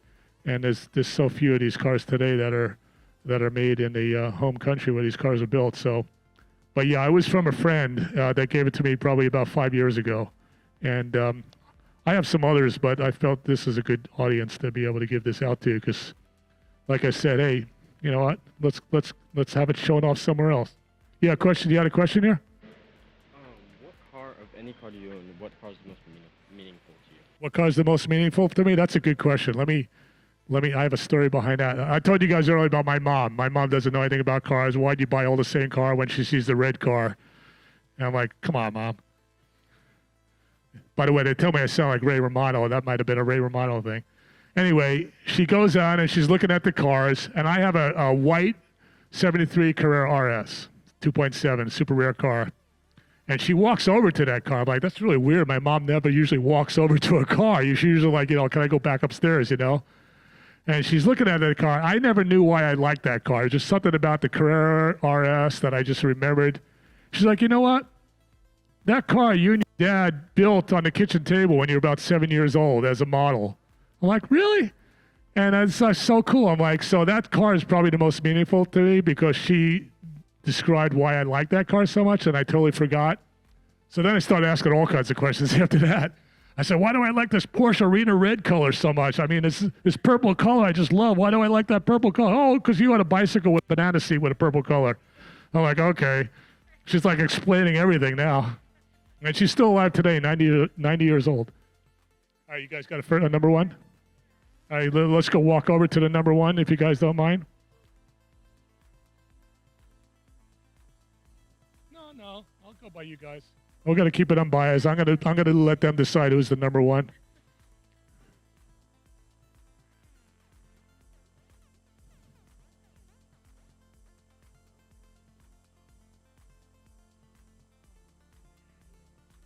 Okay, so we got a guy here that we thought was the most enthusiastic, really participated, super good. And where is he at? Okay, and yeah, this is actually, like I said, this is totally unbiased. I didn't think they would get who they were going to pick, but I totally agree with this. And I'm gonna hand this guy the car here. Goes to you. Yeah. Thank you. Let's give this guy a hand. Like I said, I didn't know he's the guy that built that GTR model for me. He's really into it. And I can't think of a better home to have that one go to, because I know you love these cars, and I'm super happy to give that to you. And yeah, you're welcome. These guys picked you, so I appreciate that.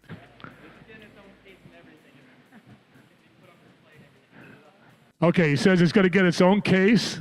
It's going to be put on display, and he loves it. So I think we got a good home for that one. Okay, actually, I want to give the book next. Okay, this is an unopened Ferrari F40 book that somebody gave me.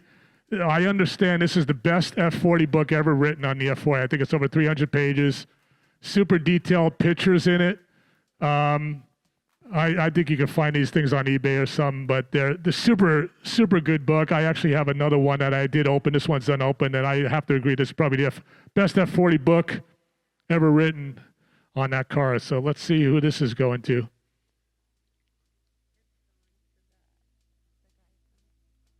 I want to make sure I get the right one here. It's kind of embarrassing to give a prize to the wrong person. Right here. Very good. Thank you, sir. Yeah, thanks for coming out. Let's give an applause for the F40 book. Yeah, you won 2 prizes.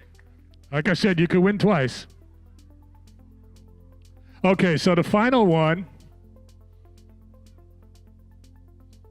So you guys, somebody gave me an F40 kit, okay?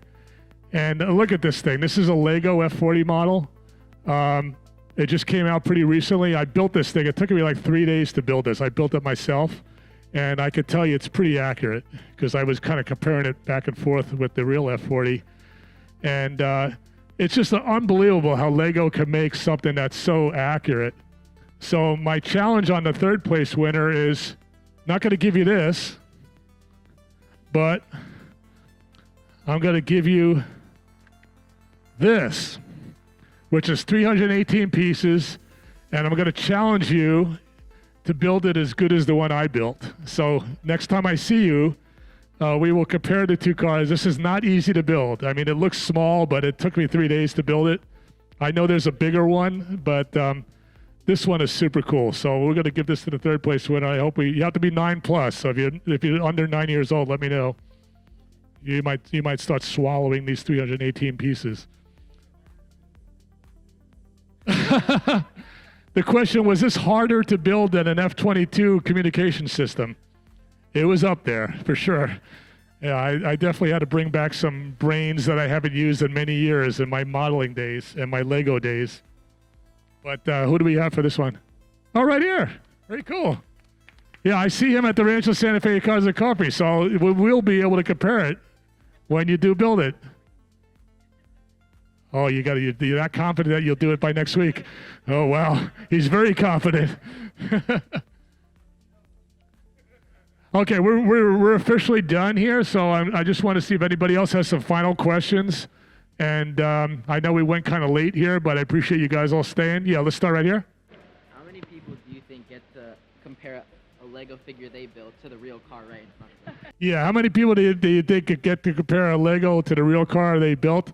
You know, it's funny. A lot of my friends will not build that car, and they have these supercars. And, you know, I just felt, you know, I took it as a challenge. Let's see how accurate this car is. And I was blown away by how accurate it was.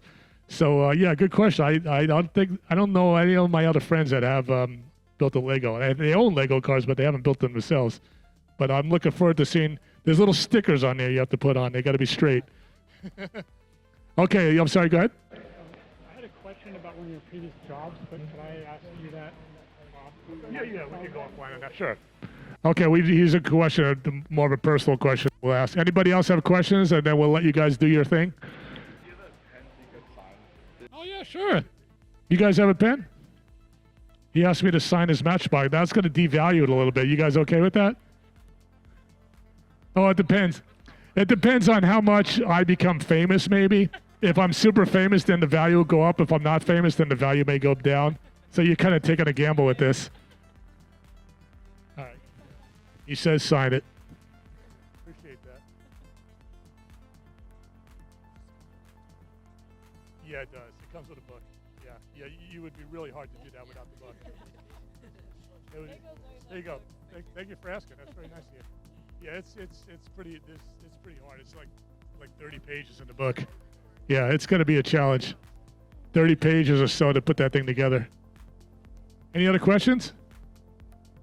All right, guys. Thanks for all coming. You guys have a great weekend. Appreciate you all staying the full 3+ hours. Or 2+, whatever we were here.